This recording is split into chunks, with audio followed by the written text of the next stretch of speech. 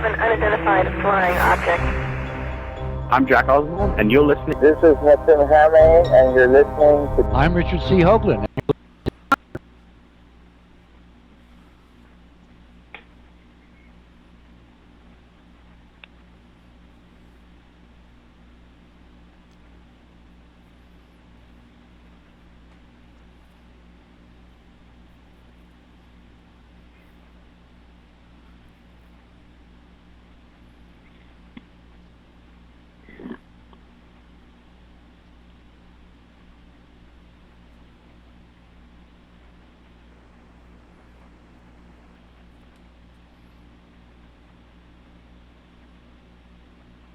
All right, everybody, welcome back to another episode of Dr. J Radio Live. That happens to be DRJ Radio Live, and we are broadcasting on our very own Coast to Coast PM radio network, as well as this show is syndicated with late night in the Midlands, as well as PSN radio in the United States, not to mention deprogram radio in the United Kingdom with regular callers from and questions from 42 countries and counting. So greetings, I must say, where it is 7 p.m. in the city of Angels, or not so angelic city, where I am broadcasting from. It happens to be 10 p.m. where my sound engineer and awesome webmaster Tom Schaefer is, and again, that's just in the United States. Of course, we have London, England, where my co-host is, 3 a.m. Greenwich Mean Time in his studio as we broadcast and take this show live, listening to your questions through the various chat rooms that Johnny will be monitoring, especially those in Eurasia and Australia and so on and so forth. Now, I've been telling you this because I want to give you a couple of minutes to check all the social media networks for who is on tonight, because it is a mind-blowing guest. Remember, the only name you need to remember is the name of this show, Dr. J Radio Live. That is where we store, of course, our archives, Dr. J Radio, or youtube.com/Dr. J Radio Live. Our website, drjradiolive.com, and the same name for Instagram, Twitter, Facebook, Flickr, Tumblr, Google+, Pinterest, Slack, and much more, DRJ Radio Live. And let me give a quick thanks for our sponsors here. First of all, don't forget, we have added the bookstore for every single guest that has been on the show of just the last 18 months, let alone the 5 years total it's been running. All you have to do is click on the books and menu tab at the top of the website, drjradiolive.com, and pick the name, and it'll take you to where you can get their book or books, as well as any videos they may have. Now, I also want to tell you about the special offer that so many of you have actually gotten, and of course have gotten just incredible reviews as I have, especially since I was blown away at the screening party, finding out that a major story in that came about because of a caller from this show. That happens to be the Watchers series, specifically the new one, Watchers 10, also with the subtitle DNA. And you can get that as well as another Watchers DVD and so much more just by clicking on the link on our website. We also have, of course, the Zox Pro, where you could unlock your memory to stop reading and then listening to yourself, and actually get up to 50,000 words a minute, and some people even drastically higher than that. I didn't think this was possible. Their spokesperson before he passed away was Apollo 14 astronaut Edgar Mitchell, who I've done a record 14 interviews with before he passed. And he is their spokesperson, so I called him off the record and said, can you tell me, is this for real? And he said, it is. I do it all the time. And I was blown away, so that's how we got involved with him, not to mention he's been our guest. Also, Nassim Harriman, who will be joining us soon, and Dr. Michael Sala of the Exopolitics Institute. Both have their links on there. All you have to do is click on the Resonance Academy for Nassim Harriman, as well as the Exoplanet or Exopolitics link from Dr. Michael Sala, PhD, who lives in Hawaii. And of course, I've already given thanks to our special networks, and I said where Johnny is and Thomas, so now you've had enough time to review our very awesome guest. He has done so many things in his life. Of course, there's some controversy we're going to talk about right off the top of the bat, but you have to understand what he's achieved in life. No one can disregard that. I think he is one of the most intelligent people in the world. He should have been in the Joint Chiefs of Staff. That is my opinion, and I am happy to call him a friend. Each and every interview here has been amazing. Every one of you loved it, and as a matter of fact, even though we told a truth that bin Laden had been dead prior to 9/11, as Dr. Aquino mentioned, we were given slack by the corporate world. But nonetheless, without further ado, I want to bring you and welcome back, of course, the one, the only, Lieutenant Colonel Dr. Michael Aquino, PhD. Dr. Aquino, welcome back, my friend. Well, thank you, Dr. J. That was quite an introduction. I'll try to live up to it in the few minutes that we have to go here. We also have, something in common. We both went to UCSB. Now, I only did my undergrad there, but you got your PhD from there. That's true. I was an undergraduate there, 1964 to 1968. And then I was commissioned in the Army and was on active duty for several years. And then around 1976, went back there to do an MA. And as long as I was fired up and academically minded, I just continued on and finished up the PhD in the same field in 1980. Now, one thing we absolutely are going to talk about your military career and the two books, especially the new one we're promoting, Mindstar. But I think it's very relevant especially from what some of the people have already written. It's just to get the elephant out of the room. You, if I'm not mistaken, weren't you on Oprah and Geraldo and more in those years? Yes. Now that was in the 1980s, around 1987. 88, someplace in there when I was again back on active duty. Right? Yes. Years of Geraldo. Yes, I remember that before Jerry Springer came along. Anyhow, the reason being was it during your college years, including PhD, when you joined the Church of Satan under Anton LaVey, but then that was 69 to 75, correct me if I'm wrong, these are just the one. That's correct. And then 75 you left to start your own foundation/religion called the Temple of Set, another left-hand path, so-called Satanist black magic group, right? Yes, and it actually wasn't just me, it was the entire priesthood of the original Church of Satan at that time, because we came to the conclusion in 1975 that Anton LaVey had essentially fallen out of sincerity in his own church, and since we couldn't do anything with it as an institution, we founded our own. Wasn't he selling priesthoods for things of value, like cars or money or gold? He made that decision in 1975, and it was quite a shock to us because he'd been a paragon of ethics, we thought, before then, and we really didn't know how to respond to it at the time, so we left. And a major misconception these days, now this is just being objective host from interviewing, talking to you, and also having a member of the Church of Satan on, a High Priestess Blanche Barton, that it is a misconception they do not devil worship, right? What can you tell us just in a quick sentence why people assume that that's what happens with, baby rituals with babies and crap like that?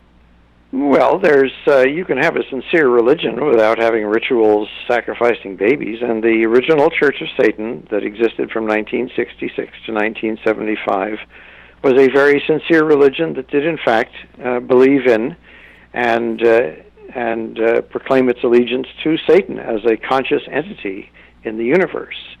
What we realized in 1975, and had actually come to realize gradually before then, was that the concept of this intelligence, of this intelligent force or being in the universe, was much larger than Christianity or Judaism. And by limiting us to limiting ourselves to that iconography, to that mythology. We were simply cramping the truth.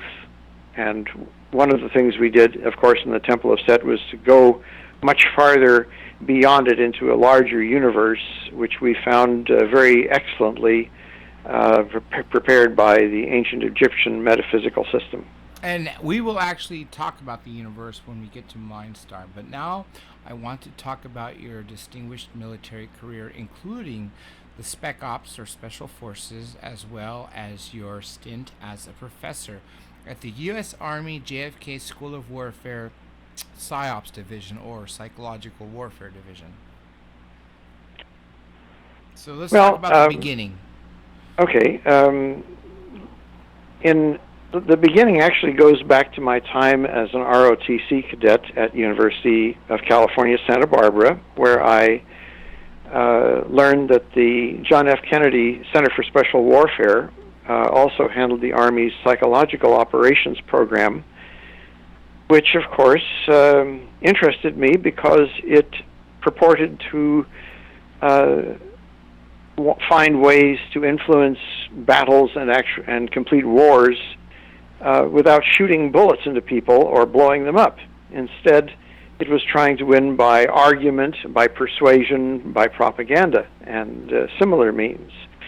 So even while I was an ROTC cadet, I was fascinated enough by this to take the correspondence course from the JFK Center. And then when I went on active duty as a second lieutenant in 1968, shortly after my initial year as an armor officer with the 82nd Airborne Division at Fort Bragg, I moved down the street. You were a jumper, skydiver. Oh, sure. Right on. Yes. How many jumps? And I've lost count. The first one's the only one that counts. That's After right. that, they go together in a blur. Okay. But in any case, then I went down the street to the John F. Kennedy Center and took the resident PSYOP Unit Officer Course, and later on, going back to the John F. Kennedy Center at various times in my career, I completed Special Forces qualification for the Green Beret, Civil Affairs Officer, Foreign Area Officer for Western Europe, and also Defense Attaché.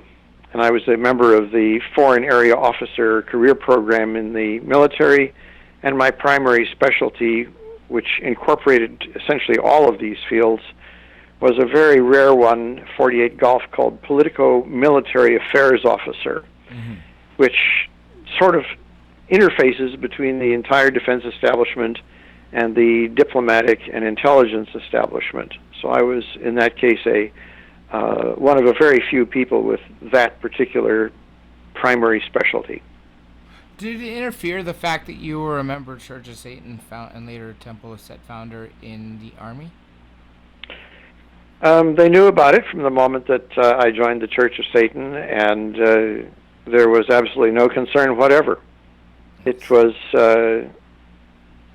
just considered to be a matter of one's personal freedom of religion.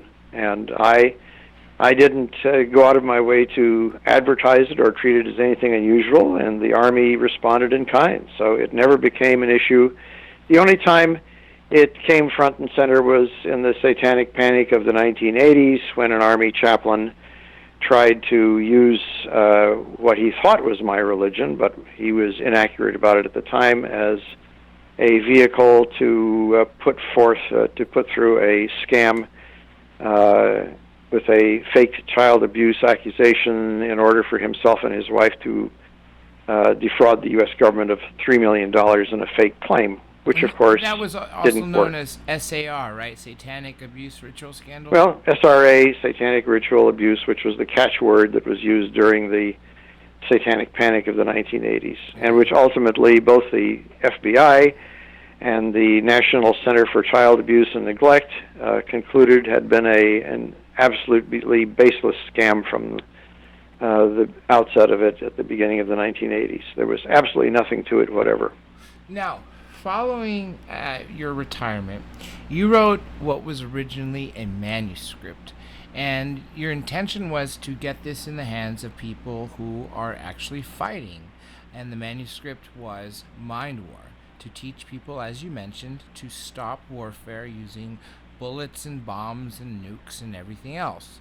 Knives even, or these crazy pellet guns that the Indians are using for the Kashmir region. Nonetheless, this was a manuscript, and then you decided to publish it, and I am very happy to say I was able to hand deliver it, or deliver it as, very closely to make sure it is officially in the hands of the Canadian Defence Ministry, as well as the UK Ministry of Defence, through the Honourable Paul Hellyer, former Defence Minister of Canada, as well as Nick Pope, the UK Ministry of Defence officer. So, let me tell you a little story. Knowing what I've read from Mind War, the first book, before we get to Mindstar, and the techniques that we talked about in our first interview going back about 2 years ago, I recall that if you essentially control the five senses, which I'm going to get to how Hitler did that after this story, is that you can really calm people and sort of get them to sway one way or another. So knowing this, when I got a press pass to go see Tony Robbins, I came as an outside observer. I wasn't sitting there and chanting his stuff. And I noticed that he was using mind war techniques. For starters, it was extremely cold there, and he purposely kept you hungry and deprived of sleep. You were supposed to be there at 8 a.m. every day. You didn't leave till midnight, and you were told to not eat before you came, and your first break to eat food was at 7 p.m. So in the third and fourth day, when he performed his mass hypnosis, everyone was really in that state. On top of that, there was a lot of smoke, there was a lot of lasers, and whenever he wanted a word implanted in your head, it was written all over the place using these lasers. On top of that, he played really motivating music, and he talked about NLP and how to use it, and the way he spoke literally reminded me, I don't want to say names, but basically he would start sort of calmly and get people so into it. And so what I realized is, without him knowing or possibly knowing, he was using NLP and, of course, mass hypnosis, but specifically the five senses to control people in a motivational way. What do you have to say about that story? Or my conclusion? You're a little bit off base concerning mind war here, but let me go back a little bit. The original manuscript, I think, that you may have in mind was actually a staff study paper that I wrote in 1980 when I was a research analysis team leader for the 7th Psychological Operations Group headquarters of the U.S. Army.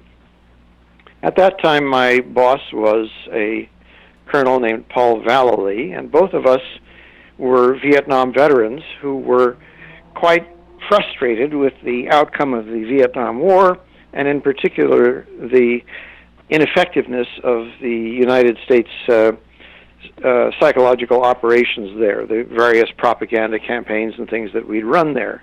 It just didn't seem that our efforts to win hearts and minds, as the old expression went, had succeeded, and we were trying to figure out why and what had gone wrong.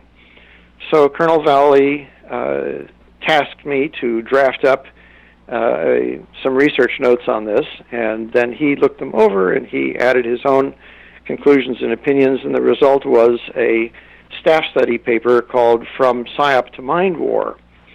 And that staff study paper had one purpose only, which was to jumpstart the psychological operations community in the Army through some out-of-the-box thinking as to what had gone wrong, why this hadn't worked, and what we might be doing to change it.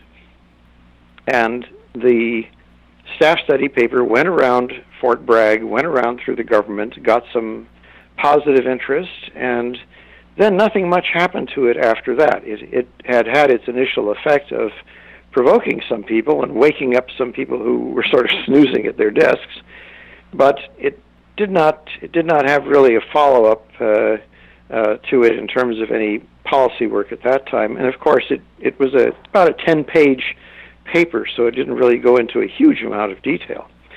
However, the book, Mind War, that appeared in 2013, Colonel Valley, who has since retired as a major general, wasn't involved in that one. That was exclusively myself, with a number of people who I had come to know over the years in the PSYOP community, who I had bounced drafts of this off for a year or so before I completed it as a book, to make sure that I had not only used all the brains that I had, but also all the brains that I could borrow to get this very tightly argued and reasoned and documented. And the point of this book, Mind War, was born of a sort of a cumulative horror on my part, for looking out around me and seeing what an enormous bloodbath the world continues to be engulfed in. We were entangled in wars all over the Mideast. There's conflict going on in Latin America, in Asia, essentially just a worldwide conflagration of different kinds and levels of wars.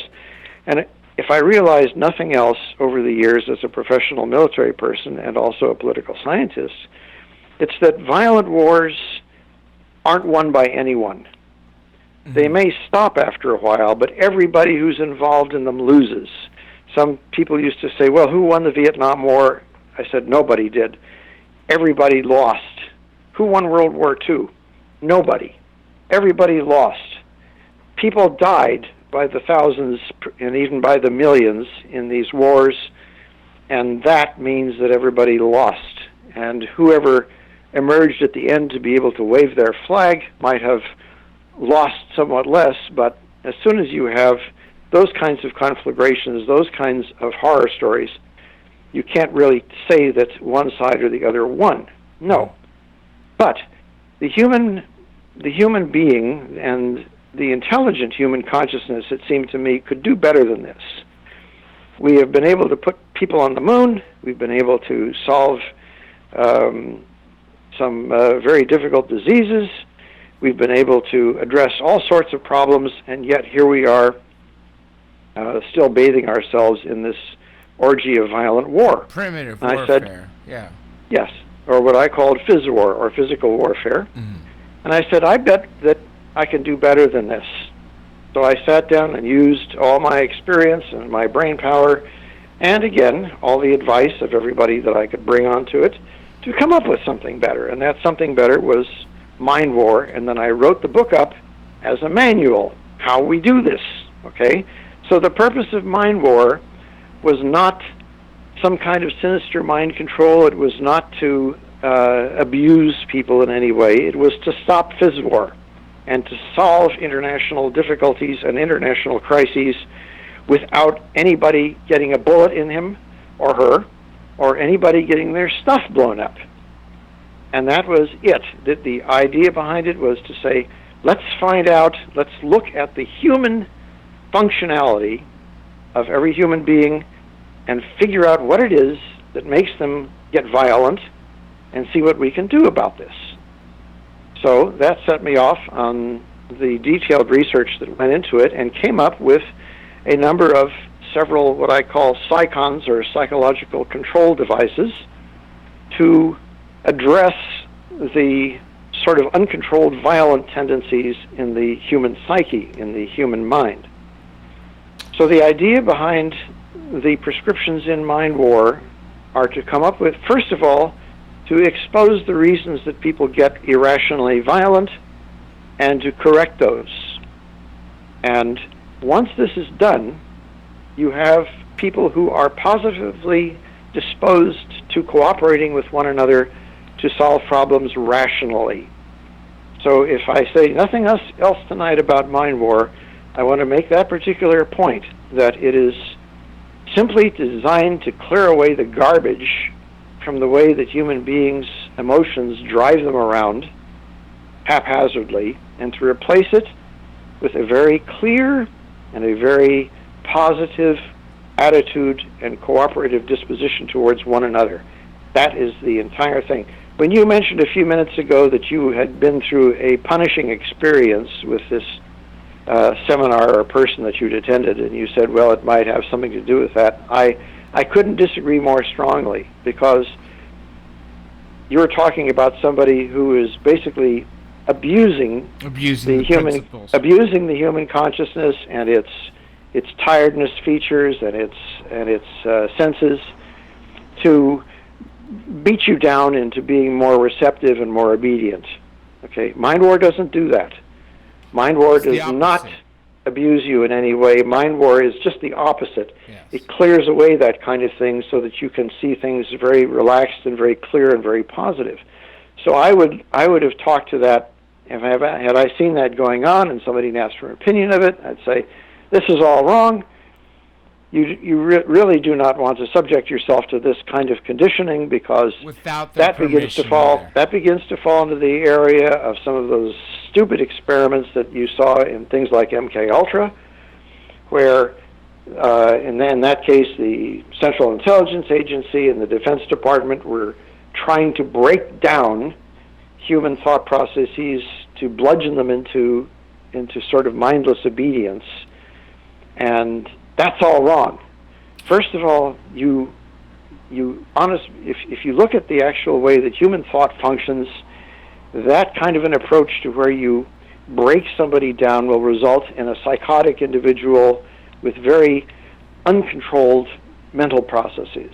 It will not result in in what they were fantasizing that they were going to get, which is a sort of a mind control automaton like you see in the Manchurian Candidate, which is what they were hoping to get. Or in this case, somebody in your seminar who is wanting you to be obedient and buy something and or pay whatever. a lot. That's right, $1,100 to get in, $2,000 for cease. Anyway, so and before we it might have had a temporary effect on you, because, as I may mention as we get into it a little further here, the argumentative part of your consciousness occupies only 5% of your thinking, and that 5% is very short-lived and very transitory. So that's why seminars like that and kind of bludgeoning situations like that always try to suck your wallet dry very fast, because the impact of them dissipates very quickly. Now Mind War addresses the 95%, and that stays with you, which is a good thing, because that's what we want to do.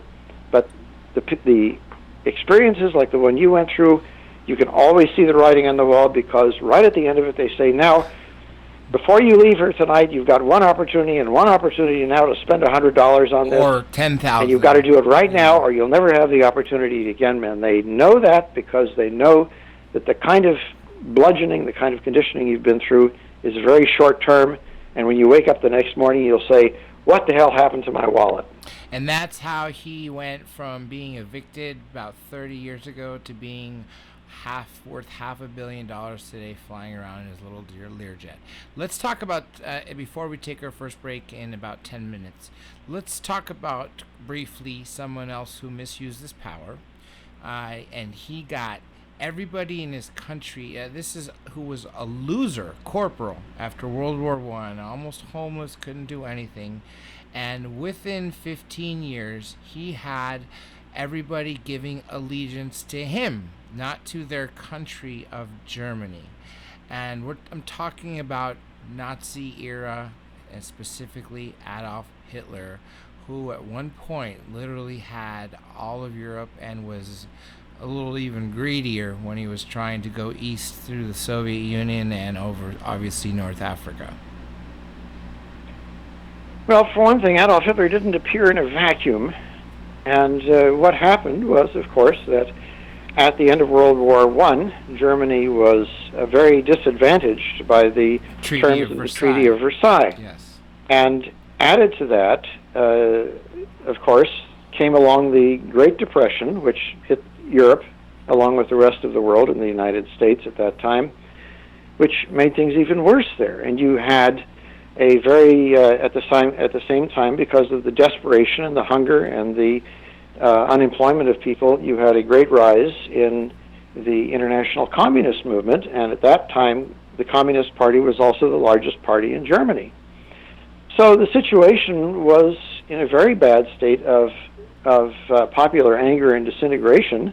It wouldn't be too far off base to say that it actually compares in a very ominous way to the attitude in the United States today, which is why you have outsider populists like Bernie Sanders and Donald Trump getting the audiences and the enthusiasm that they get. This is an emotional response, an emotional reaction that has to do with anger and desperation and people feeling that the sort of normal processes of government aren't going to solve anything for them, and they want an outsider. They want somebody on a white horse to come charging in and fix things. So it could have been Hitler. If it wasn't Hitler, it could have been somebody else. The same thing happened in Italy, of course, with Benito Mussolini. And there have been, of course, from all through history. You've seen Oliver Cromwell's, you've seen Napoleon Bonaparte's. There's always been somebody who has stepped into an otherwise disintegrating situation. In the case of Bonaparte, it was the haphazard atmosphere following the French Revolution, to say, just everybody trust in me and I will set things right. So in comes Adolf Hitler, and Hitler, to be fair to the person, he did set out to bring all of these out-of-control factors in Germany back into control. He centralized labor, he centralized management, he got everybody back to work again. He put the famous loaf of bread on everybody's table, so to speak. One of the Nazis' campaign slogans was Arbeit und Brot, meaning work and bread, which is just about what people were basically interested in when they were starving to death and didn't have a job. Because it was Great Depression, especially. Yes, so we're talking about we're not talking about somebody who was weaving a lot of magic as much as we're talking about somebody who was dealing with a very desperate and a very frightened electorate at that time. And he simply said, I can bring some order out of this and get you back to work and get you fed. And he had more to say there than anybody else, such as President Hindenburg, and so in came the Nazi state. We are facing, as I said, in many ways, some rather uneasy parallels today when we look at, say, the Trump candidacy, because Trump has no government experience. He has no background in diplomacy or anything else that would suggest that he has familiarity with what it is to be a president, and yet he has a tremendous following because there's such anger and there's such disillusionment with what the regular parts of the government have been doing for the last 8 years. And that's also pretty much symbolized in the person of Hillary Clinton. She says she more or less is would you like 8 more years the way you just went through the last 8 years? And people are generally thinking, well, no, we don't, want the last 8 years over again. But the alternative is a sort of a wild card like Donald Trump. And this is a horrendous presidential election for just that reason.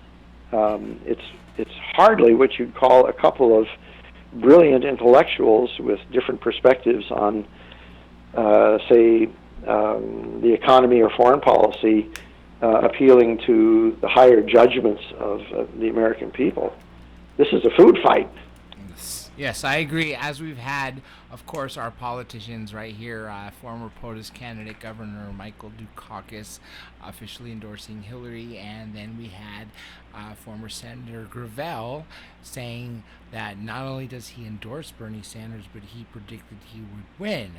Well, he's way off. And then, of course, we also have the Republican candidates, or Republican congressmen and congresswomen who both mentioned Trump. But with that thought, Colonel, we are going to take our very first break of 2. Everybody, as the saying goes, don't nobody go nowhere, because we got so much more on amazing stuff from author and very accomplished military and, of course, school educated and very intelligent person when we come back from this very short break. This is George Tsoukalos, and you're listening to Dr. J Radio Live. These creatures are very, very strange. They're anomalous. It is the age of revelations.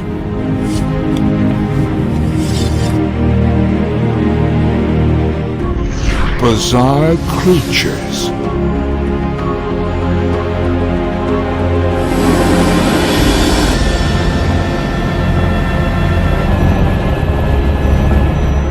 The false perception of reality exposed. Just go to the Dr. J's, website. You'll see it on the left-hand side. It's like right there. Click the link. Guys, what can I tell you? I mean, it's $40, but you get a DVD and a book plus three bonuses. Communion CD, a year subscription to our Politics, Prophecy, and Supernatural magazine, which comes in your email box. Watchers 3, which is $20 for that DVD. Fingerprints of the Supernatural. We promise you, you will not be disappointed. And Dr. J gets a cut of the proceeds, so everybody's happy. You support him, you support us, and it's all good. And you get to educate yourself on what's going on, because we've just scratched the surface here. Trust me. I'm Richard C. Hoagland, and you're listening to Dr. J Radio Live.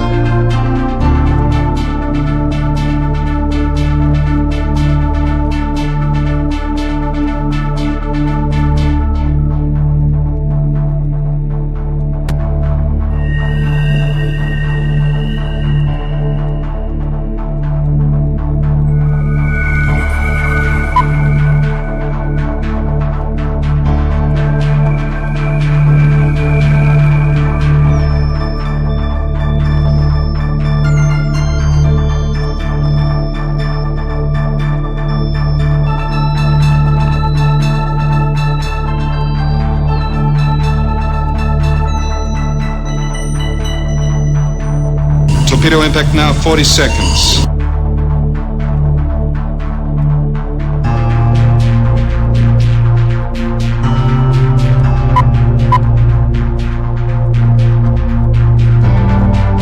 Torpedo impact, 25 seconds.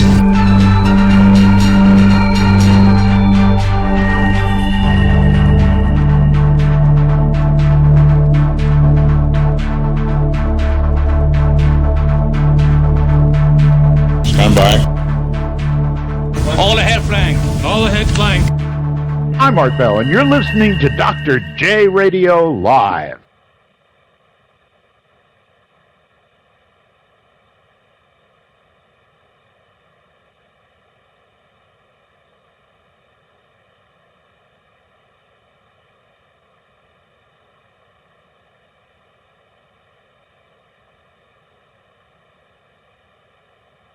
Written himself, then obviously I would like to give this opportunity to turn it over to Lieutenant Colonel Dr. Aquino, to actually talk about his two books, which, by the way, are available on our bookstore, drjradiolive.com. Just hit the books and videos section. So real quick, briefly talk about your books, your author page, website, and anything else you feel relevant to promote. Well, thank you. I would say that I've written about, around 10 books or so at this point. And the easiest way to see a list of them with a description of each is to go to Amazon.com and look for the Michael Aquino author page, and that will give you a screen full of the entire list of them, and then you can look through the descriptions and go to their individual pages as you like. Again, that's Michael Aquino, which is Aquino, and the Amazon author page is the simplest and easiest way to find these without going through to them. The two that you mentioned, Mind War and Mindstar, are books that I wrote not for what you might call initiated audiences, but for the general public. And I did that very specifically because, as you know and as your audience understands, I have not only an academic background but an esoteric one in studies in metaphysics. And it's very easy for me to slip into a jargon or a vernacular where I'm talking to Setians, or in the old world, of people who were familiar with metaphysical Satanism, and to and to speak sort of to the choir there, because we all sort of know what we're talking about, as though we're all wearing an old pair of Levi's that fits right. But I wrote Mind War and Mindstar for the general public who doesn't necessarily have a background in these things. And again, I started out with Mind War because Mind War was supposed to address a very real and very immediate and very public problem right now on a worldwide basis, which is the runaway prevalence of violent warfare, or FISWAR. I was looking for a way to address it and to either reduce it or ideally replace it or supersede it or remove it, and that was the book that I wrote to accomplish that. And I won't be narcissistic enough to say that I think it's the last word in this subject, but I do think it's a pretty good first word on it. So if I can get people thinking out of the box as to ways to solve problems like this without pulling triggers and blowing things up, then I think we're on the right track. If it saves one human life, it justified all the effort that went into the years of its preparation. And I might add that in the year 2016, Mind War is now out in a second edition, because I just finished revising it somewhat extensially and bringing it out there, and that second edition is identified also on Amazon, and also will be published by a second publisher a little later on this year, and appear in bookstores as well. Interesting. I have to get my hands on the second, version. Yeah, it's there. And one interesting thing is the first edition was also on the expensive side. It cost, I think, somewhere in the vicinity of around $39 or something as a large paperback. And the cost was largely driven by the fact that I had specified color printing for it. And the cost of color printing really jacks up the price. So for the second edition, I went to black and white printing, which is going to force people to use their imaginations to see some of my illustrations inside there. However, by the simple, even though it's now a larger book, I reduced its size to a 6x9 and just increased the page number. And since I went to black and white, the cost is now down to about $15. So that's the difference between the black and white and the color printing, which makes it much more accessible to people, which pleases me a good deal. So and I have the color that's Mind War, which I think is really cool, should I say? Yes. Especially the images, and I love the Mind War logo. Now, here's two important questions to continue off of Mind War, and then I guess leading into Star. Let's go back to Nazi Germany and tell us about the Nuremberg trials, or the Nuremberg ceremony.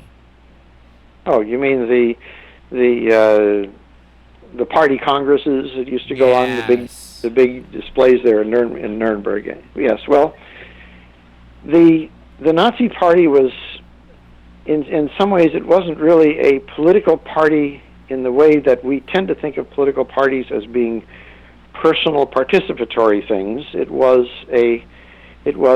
driven from the top down, and it was supposed to get people enthusiastic and excited.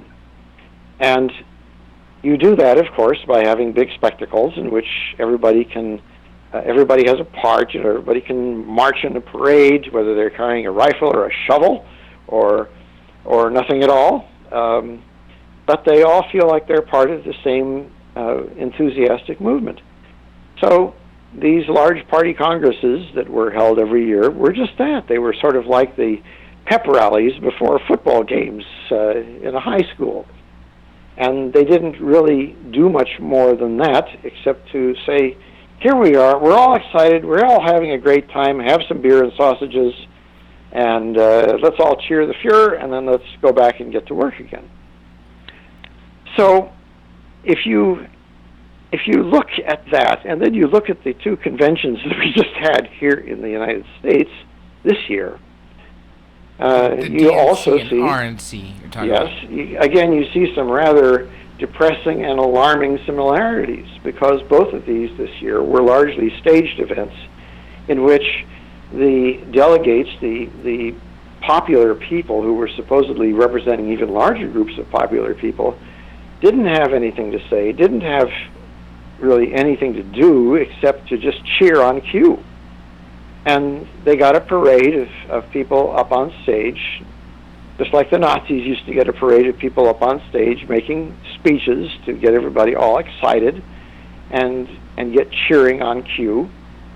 And then everybody was turned loose to go home. So as far as there being actually a kind of a seminar or a problem-solving atmosphere, far from it. It had absolutely nothing to do with the opinions of anybody who went there, except that they were supposed, as I said, to appear on camera and cheer when they were supposed to cheer. And you notice how annoyed the leaders of the conventions got when people booed or didn't cheer when they were supposed to cheer. Yes. Then they were chastised, and they were threatened, or they were kicked out, or they weren't allowed up on stage, because that wasn't the choreography that was expected this year. And that is, once more, as I said, a rather alarming and a rather depressing comparison between what you were just referring to, because it was much the same kind of passive spectacle kind of thing. One of the things about Mind War, I wrote it for a very large audience because everybody who gets this book is supposed to be able to know enough to apply it. I sometimes refer to it a little bit like a Boy Scout knife, the ones that have all the different blades in it, that if you get this book, you should be able to look at the various icons in it, and you should be able to understand these, and you can apply them as needed in a variety of different situations. You're not opening a beer can, but you may be solving a problem someplace that involves a bunch of people who are annoyed or otherwise having issues with one another. The central theme of Mind War, again, is you remove the problem from being an issue between groups of people, and the problem now becomes a common problem in which all of the people on all of the sides are on one side, and the problem is on the other. And everybody gets together to solve it. So if somebody were to ask me, well, what do we do about the Mideast right now? There's ISIS there, and it's bad, and there's Russia, and it's bad, and there's the United States, and we're supposed to be good, and then there's Syria and all the rest of it. I'd say, okay, all of us get on one side of the table, and we list all the problems and issues on the other side of the table, and we all work at it together.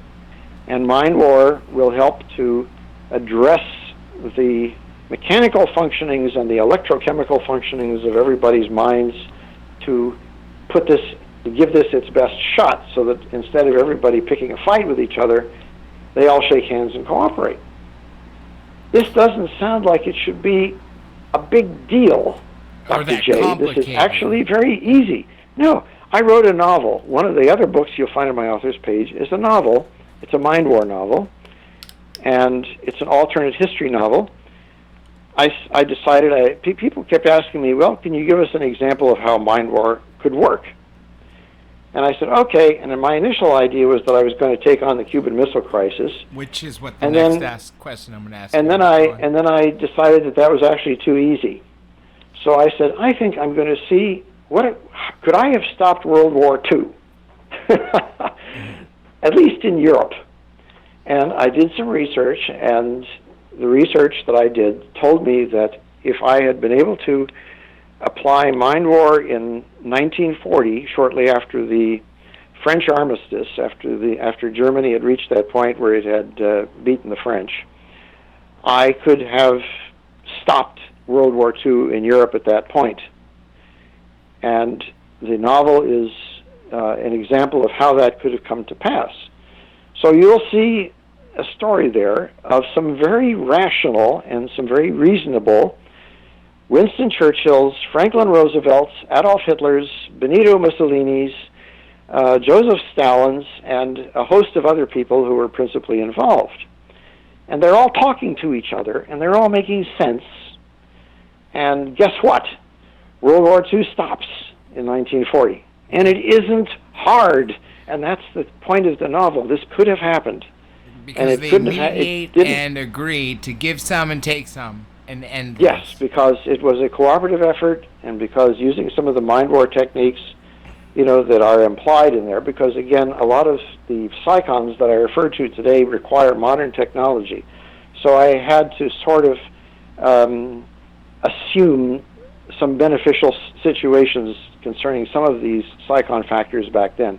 But it still doesn't negate the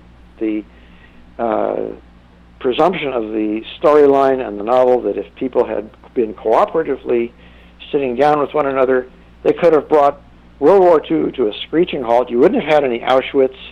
You wouldn't have had 30 million people dead in Russia. You wouldn't have had any of those huge violent excesses that all happened after 1940, because after 1940, things simply got out of hand, and you couldn't have stopped it at that point. It was a runaway bloodbath. So that's why I chose 1940 to set the novel in, and it's, again, the name of it is called We Break the Sword.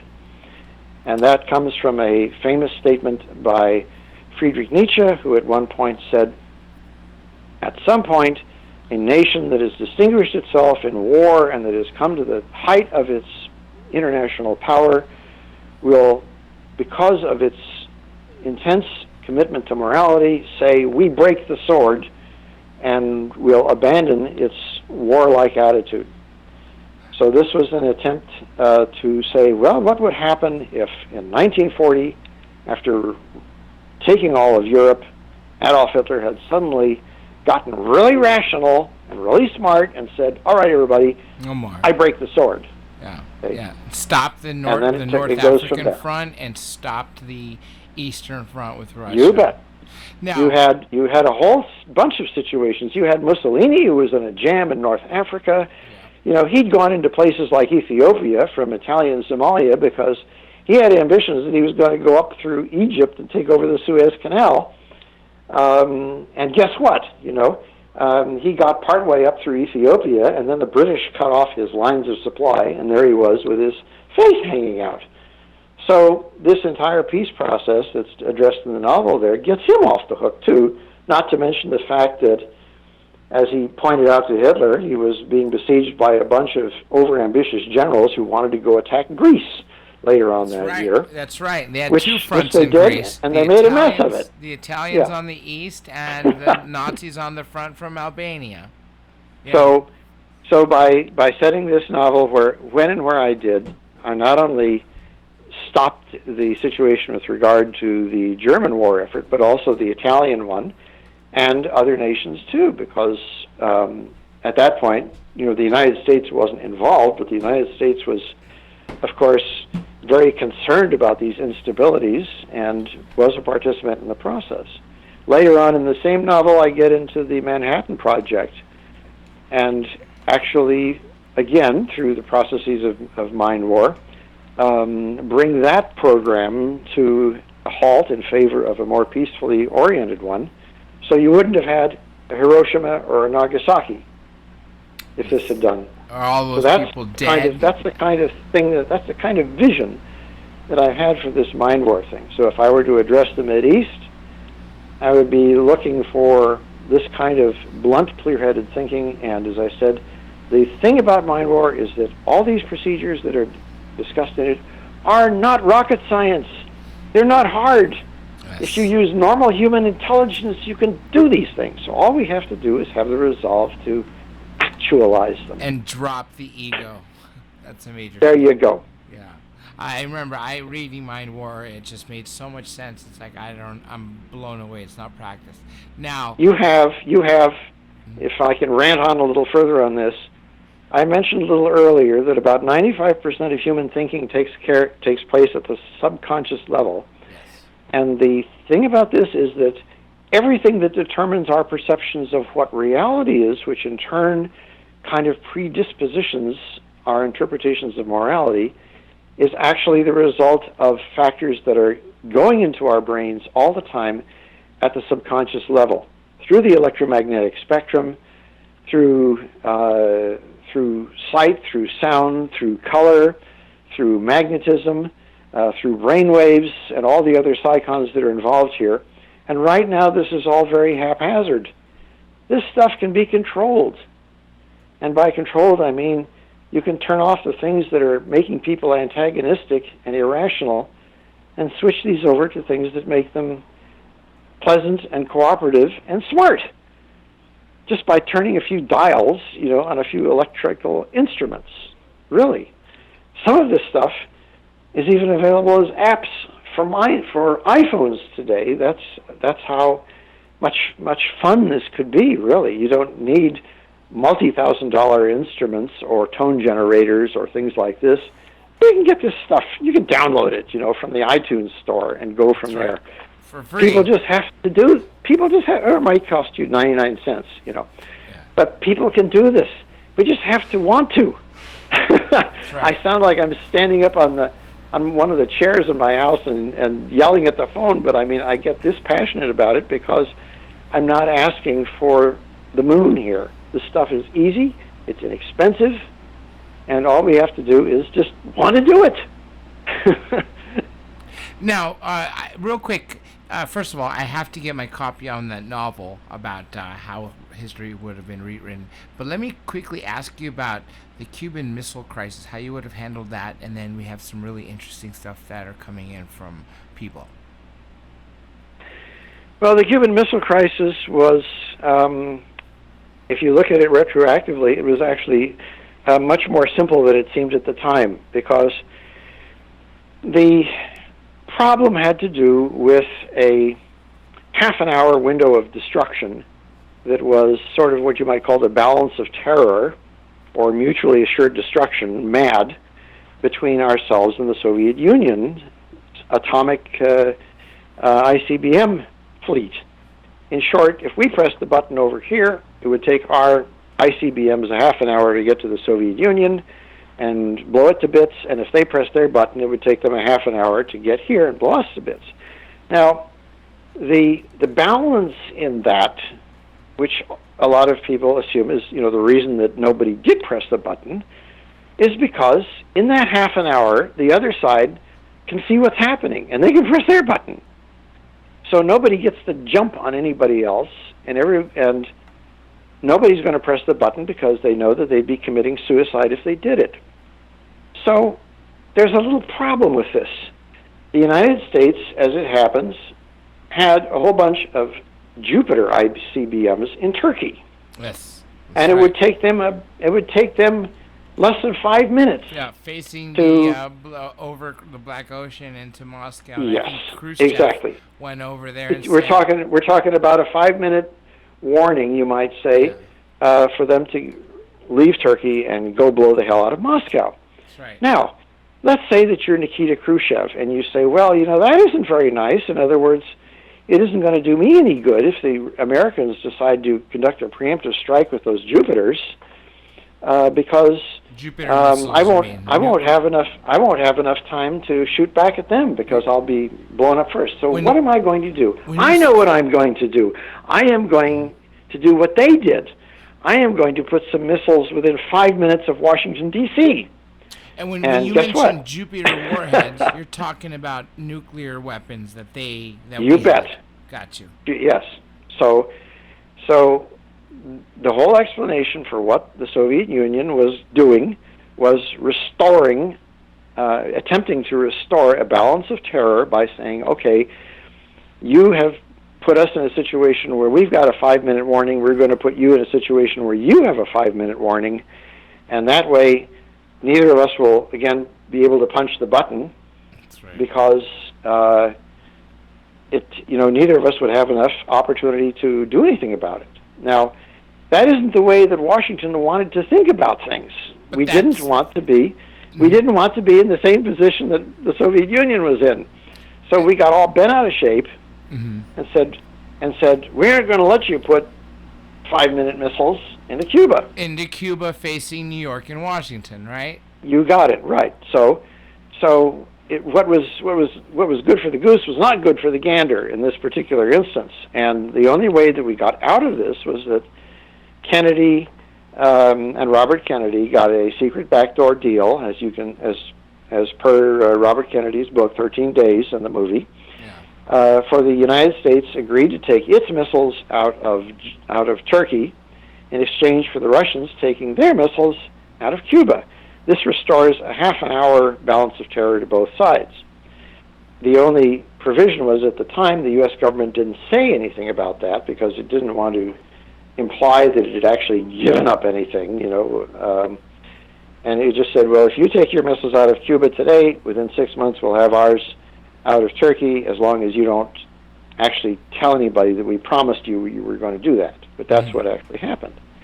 So when you look at this whole situation from the standpoint of mind war, you begin to see where everything broke down to begin with, which is both sides had a balance that prevented war from happening, and one side destabilized it, and the other side tried to restabilize it. So, and that simply raised the level of panic on the other side and brought it to a near-crisis situation, which fortunately was resolved at the last minute by everybody agreeing to back off on the 5-minute missiles and return to the 30-minute missiles.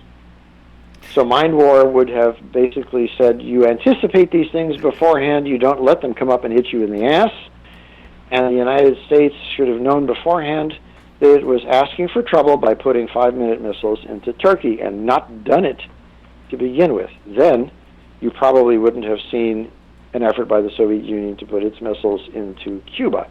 The way you solve problems with mind war is you solve them before they become problems. You use social forecasting, you use military forecasting. There's a lot of space in mind war that has to do with social forecasting systems. It was one of my specialties in political science. I spent a lot of time as a member of the World Future Society at its academic level becoming quite fluent in these things. And when I got around to going through the resident course of the Industrial College of the Armed Forces in 1987, and I did my area study on the Warsaw Pact at the time, and I said, you know what? This thing is going to implode within a couple of years because the stresses on the Eastern Bloc's economic system aren't going to allow it to perpetuate, so get ready for East Germany and Poland and the rest of them to leave the Warsaw Pact and to basically collapse, which will bring the rest of the Warsaw Pact down at the same time, and that's exactly what happened. I got a big pat on my head when that happened a short time after I'd written that paper at the Industrial College of the Armed Forces. But it wasn't hard to figure out. People say, "Oh, the CIA had no idea that Russia was going to collapse, and East Germany was going to collapse, and Poland was going to collapse." Well, they're stupid. This is like reading instructions on the side of Campbell's soup on how to warm it up. That's right. Again, it boggles my mind that they don't use, their mind, it's simple protocols. Anyhow, we have 3 important questions, and the second question leads into a question that's going from across the pond. The first one I want to ask you is, this is Margaret in Tampa wants to know, have we entered an age of anti-science and anti-intellectualism? Well, I would say that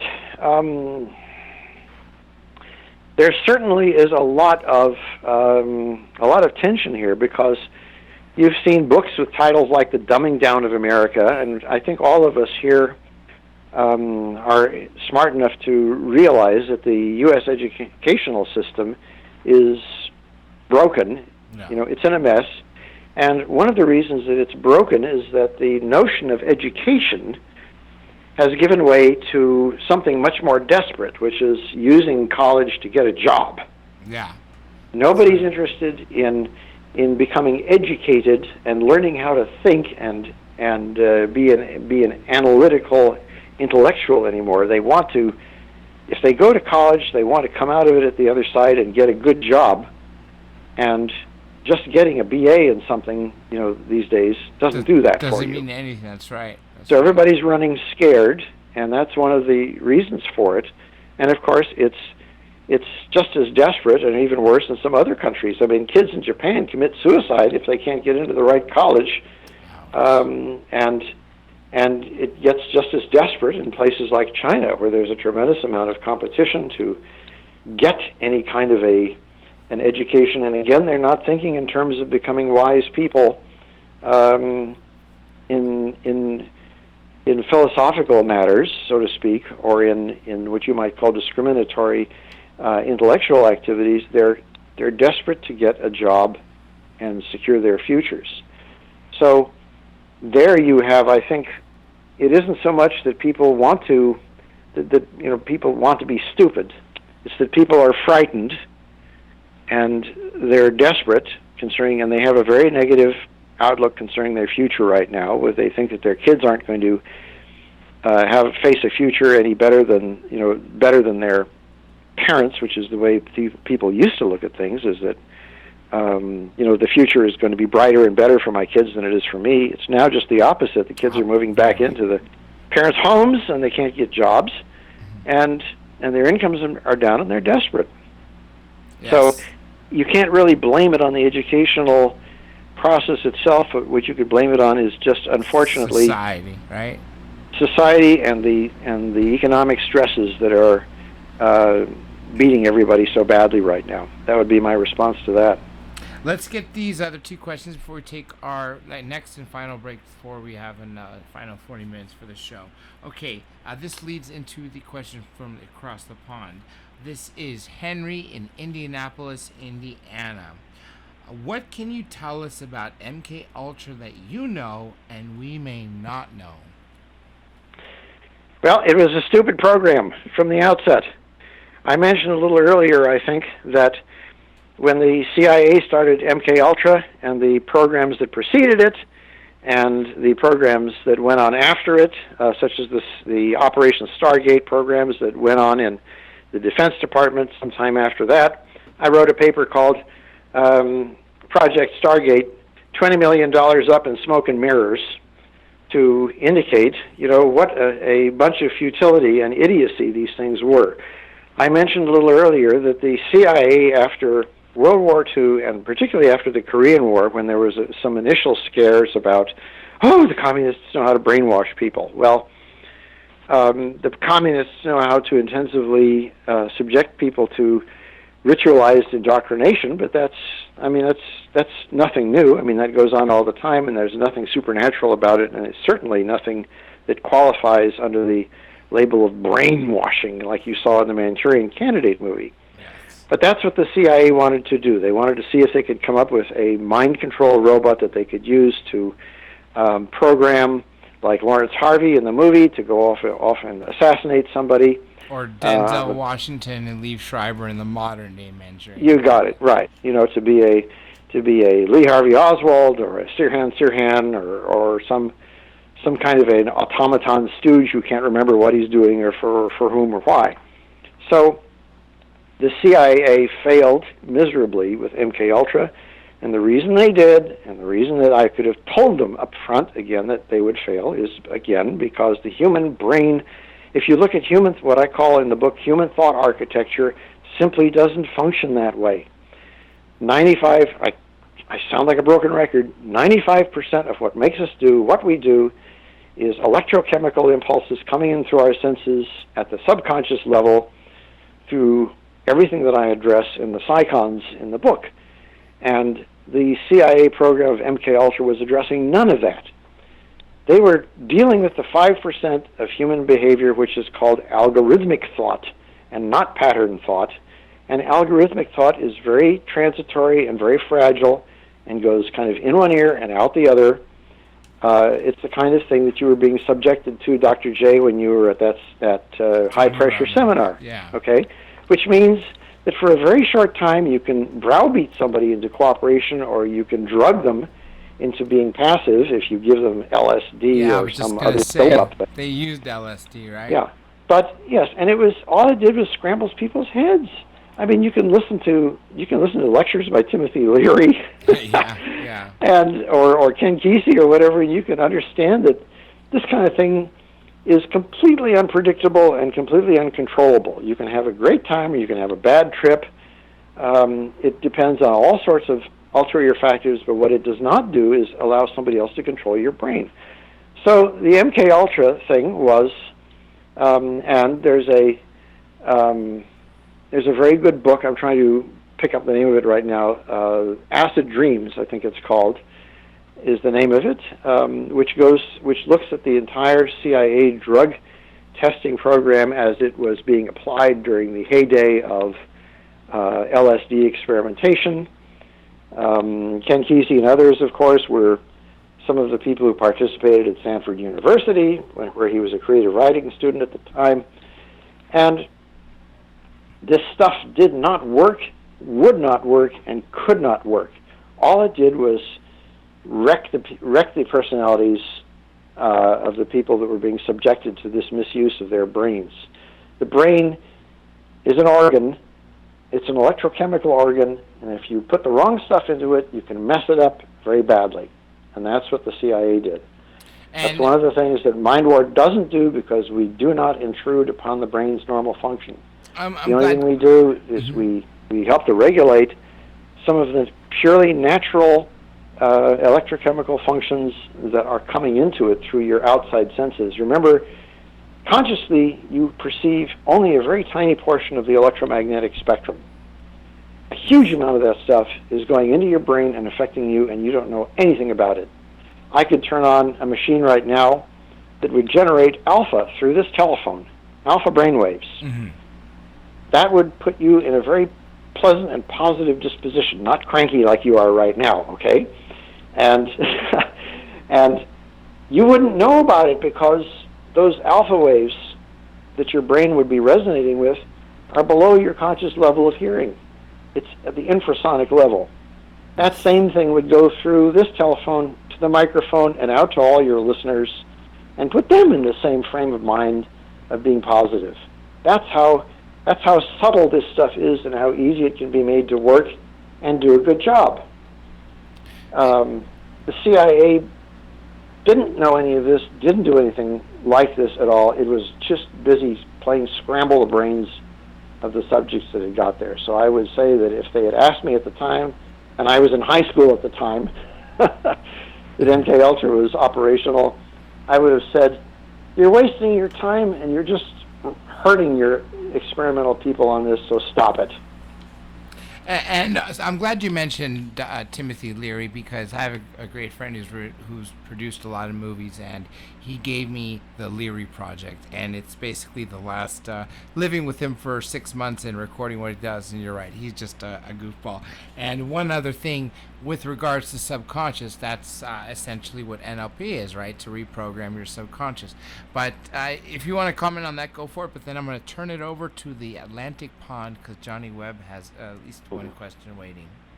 I would go after neuro-linguistic programming for the same reason that I would have gone after the Army's efforts in what they called the Stargate project. And that's simply that they really didn't know what they were doing.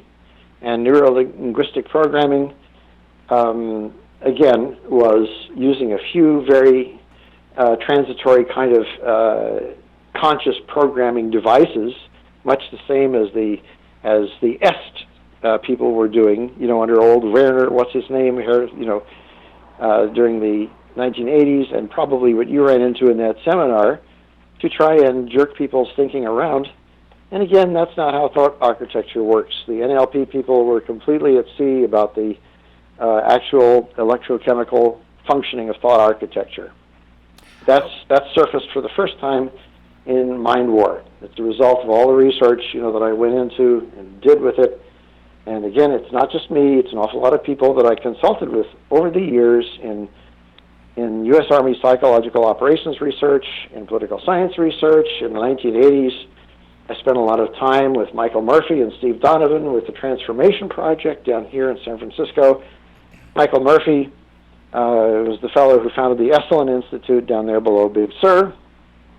And he and Steve Donovan had spent an awful lot of time in their perception research and their ESP research and their brain functioning research in the Soviet Union in the 1980s. And they brought back tons of stuff, tons of it. They had a library down here in the marina that was much larger and more comprehensive than anything that the CIA had in Langley or the DIA had over in Anacostia. Much more sophisticated. And they just opened it up to me and said, here, go dive in. And I said, thanks, guys. Now, we're going to take our break, and Rhythm, we're going to come back, take the questions from Europe, and then go into Mindstar. So everybody, stay tuned. Much more from Lieutenant Colonel Dr. Michael Aquino, PhD. This is Dr. J, and we'll be right back. Stay tuned to see an awesome message. This is George Tsoukalos, and you're listening to Dr. J Radio Live. These creatures are very, very strange. They're anomalous. It is the age of revelations.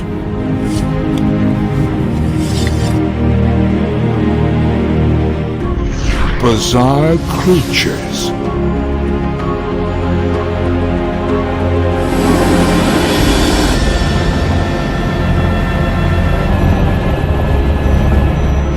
The false perception of reality exposed. Just go to the Dr. J's, website. You'll see it on the left-hand side. It's like right there. Click the link.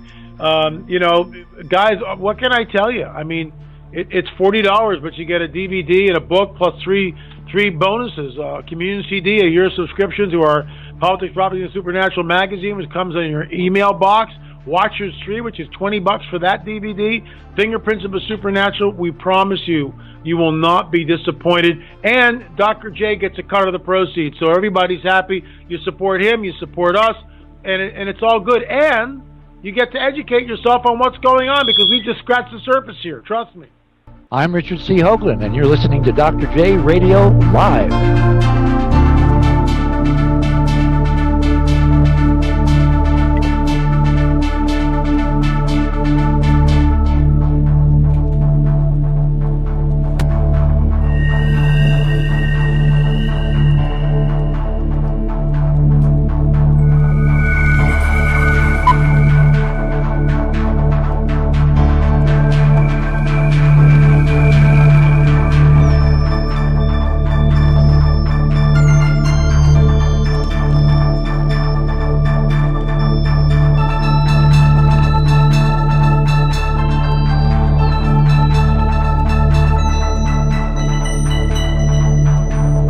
Torpedo impact now, 40 seconds.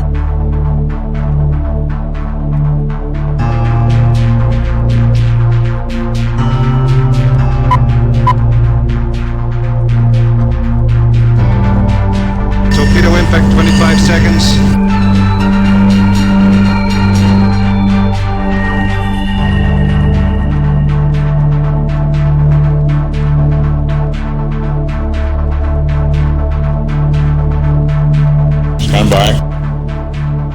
All ahead flank. All ahead flank. I'm Art Bell, and you're listening to Dr. J Radio Live. Welcome back to the third section of Dr. J Radio Live on our very own Coast to Coast PM radio network, where we are broadcasting internationally, but in the Americas we are coast to coast. Now, I also want to remind you all that this is also syndicated in late night in the Midlands, as well as PSN Radio, and in the United Kingdom Deprogram Radio Network, heard in dozens of countries, with 42 countries and counting, with where your calls and questions have come from.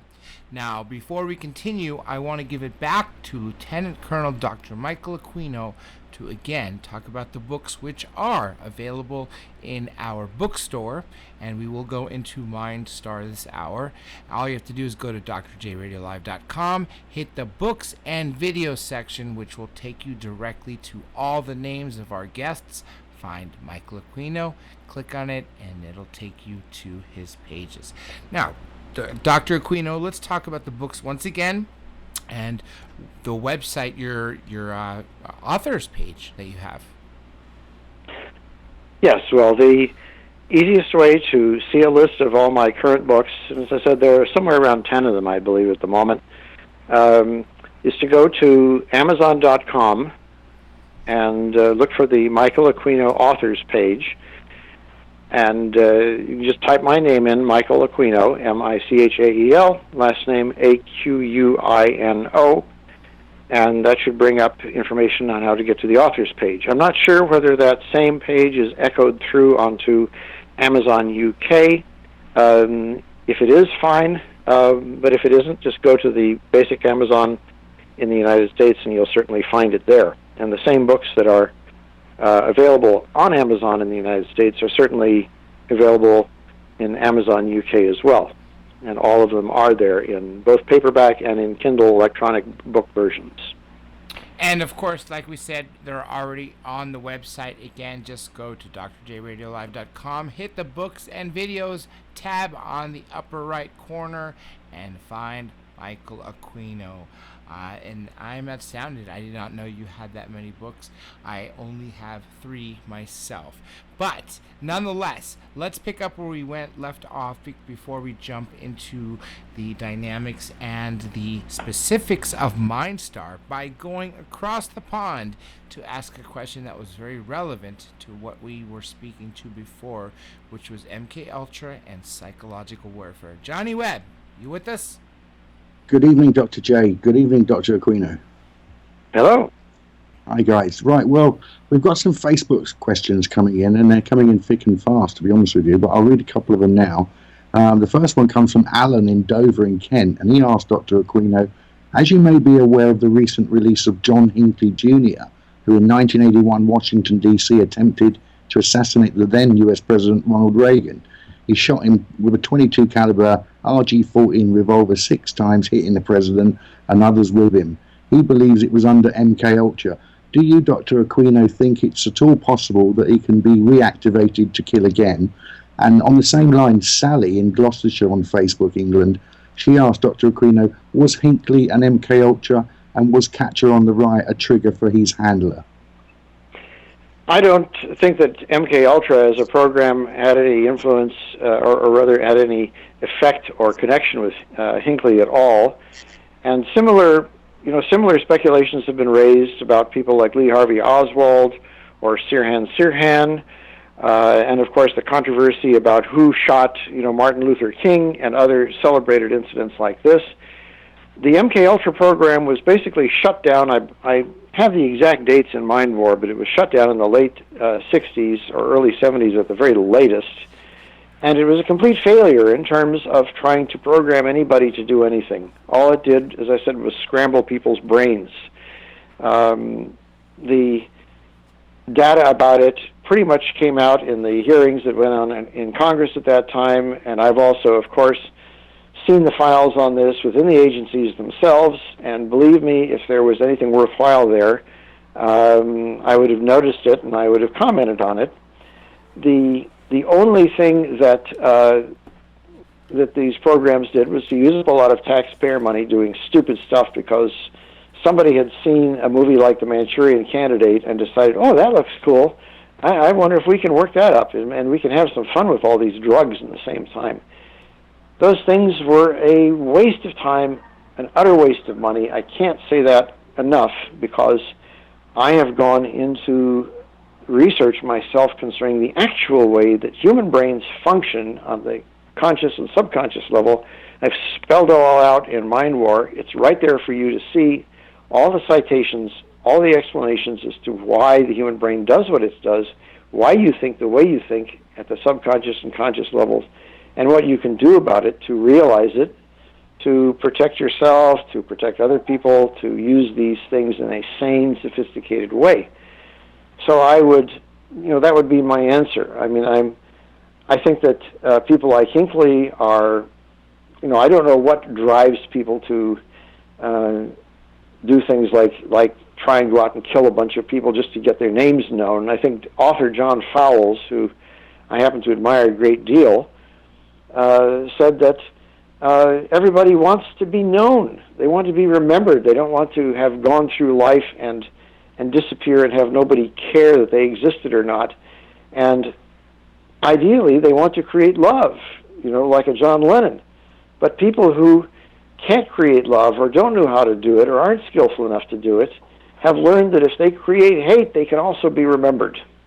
So people who are unable to create love and who want to be remembered, to write Kilroy was here, on the great wall of time, so to speak, if they can't do it with love, they'll do it by hate. they'll go out and try and kill somebody because they know that as long as that person is remembered, if they did him harm, they'll be remembered. That's my take on that. Go ahead, Johnny. Well, we've got a few more questions. Valerie in Paris, France, on Facebook. She asked Dr. Aquino, Edward Bernard, famous for swaying or brainwashing the masses, both men and women, including the suffragettes of the 1900s, getting women to smoke, thus starting a marketing trend that today has exploded with mass consumerism and advertising in this winning hearts and minds? Or is it a very bad psyops? That's from Valerie.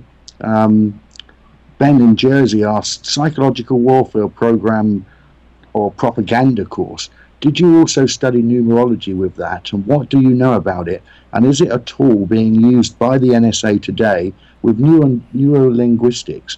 Does it cause cognitive dissonance? Well, I think I've already discussed NLP, neuro-linguistic programming, as the catchphrase used as being, again, another very amateurish and kind of stupid effort to come up with some way to program people. When you see that term program, it's almost always a bad sign because it means that somebody has fantasies about being able to control the way human beings think for more than a few minutes. Now, the earlier question about the initiation of the effective advertising and very active and aggressive propaganda, which you see not only in consumerism, getting people to go out and buy Coca-Cola, but also to buffet people during, say, World War I or World War II to believe that the Germans are out raping Belgian nuns, or that Saddam Hussein's soldiers are ripping, babies loose from their care devices and so on. This stuff goes on all the time during wartime, and it's very bad. It's very sort of crude and aggravational propaganda. It's the kind of thing that we tried to do in Vietnam. The Vietnamese tried to do it to us. And basically, it's annoying, but nobody really believes it unless they're very, very stupid and very, very gullible. If somebody tells you enough to go out and buy Coca-Cola, you aren't going to go out and buy Coca-Cola just because you hear that. You may be aware of Coca-Cola because of it, and you may say, well, I'll try that stuff. And guess what? It tastes good. And then, if enough people are told about Coca-Cola and they hear it enough, then they'll pay attention to that more than they would in an anonymous brand when they go to the store. That's the whole principle behind advertising. It's repetition and getting people familiar with something and sort of comfortable because they kind of recognize it because they've heard it before. But to say that it goes over that into some sort of a Pavlovian thing where you salivate, when somebody says Coca-Cola, and then you immediately go into a sort of a drug panic, that you have to go out and get some right now. No, that doesn't happen. And during the advertising process, the Madison Avenue process, you're dealing with a very crude level of just simple repetition and repetition and repetition to get you familiar with something, which happens the same way with governments in wartime propaganda situations where they're trying to make you think the Russians are bad, the Russians are bad, communism is bad, communism is bad, Ho Chi Minh is bad. I can't tell you how many times in Vietnam when I was working over there in psychological operations that I was part of interviewing people from the North Vietnamese Army or the Viet Cong who hadn't the slightest idea what communism was all about and could care less. And I said, well, what are you guys fighting for then? Because you're in our country and we want you the hell out. That's why we're fighting. And it didn't go any deeper than that, nor did they care. And as I would report this back up the line, that was sort of an unacceptable answer to all the American interventionists to say, well, of course we want to be here and we want to be controlling this government and so on. So we're not interested in that. We're only interested in reports that say that these are brainwashed communists and they resent, our capitalistic freedoms. We're going through the same drill right now with regard to Islam. Nobody gave a damn about Islam for a very long time until we ran out of communism to be a bugbear. And as soon as the Cold War was over, you saw a big scrabbling by the Western governments trying to justify all these big military establishments. And, what are we going to get people excited about? What are we going to get them frightened about? I know. Let's go back to the way they did during the Crusades. Islam. Those people, the crescents instead of crosses and things like this, and they mistreat their women in different ways than we mistreat our women, and so on. So these things, this is the bugbear of the moment. During the 1980s, as I mentioned at the beginning of the show, there was a brief spate of horror propaganda in the United States and in the United Kingdom concerning Satanism. As it happened, it had nothing to do with people who were actually involved in the legitimate satanic religion, but it was a way for people to get sensational thrills and to make some money with fake lawsuits and get on sleazy television shows, and it wore out of interest within the decade, like last year's Hat, when absolutely nothing, could be milked out of it. And then after that, as I said, the bugbear turned around to be Islam, which is where it is right now. People are going, and of course, the more that you demonize Islam and the more that you frighten the people who are Muslims, then it becomes a self-fulfilling prophecy. And you radicalize these people because they become afraid. And they feel that if they don't get a gun and defend themselves or look as though that they are dangerous enough so that you don't want to attack them, then they're going to be the victim of necktie parties, like blacks were in the United States during the Jim Crow era, and so on. Separate week. So, so right now we're going through an intense anti-Islam phase, and the Donald Trumps and the Hillary Clintons and a lot of other people are milking this as much as they can milk it to get people scared, to get them voted into office, and then they promise that they're going to go off and blow up ISIS. Because fear controls. Yeah. That's right. Guess what? Muslims are human beings, just like we are. They have loves, they have hates, they have fears. They want a safe world for themselves and their kids. They want to be able to earn a living, just like we do. John Kennedy, in one of his very famous speeches before he got off, said, "We all breathe the same air. We all inhabit this small planet, and we are all concerned for our children's futures." Okay? People need to remember that. They need to remember that when you start labeling people as stereotypical others and you turn them into hate or fright objects, you've taken you've taken the first step down on the evolutionary scale. We got one more. Johnny, do you want to read it? It's from Portland, or do you want me? Go for it, Dr. J. I've got a few more of my own if you've got time. Then we got to get into his book, Mindstar. Keith in Portland, Maine, wants to know what is his biggest concern right now about planet Earth. What is my biggest concern about planet Earth? Yeah, right now. Well, obviously, I think we're all reasonably concerned about the global warming situations and the ecological damage that's being done. But my personal concern, what makes me stay awake occasionally at nights is that I have, because of my professional experience in these things, I have a very first-hand realization of just how dangerous nuclear weapons are and on what a hair trigger they still sit internationally.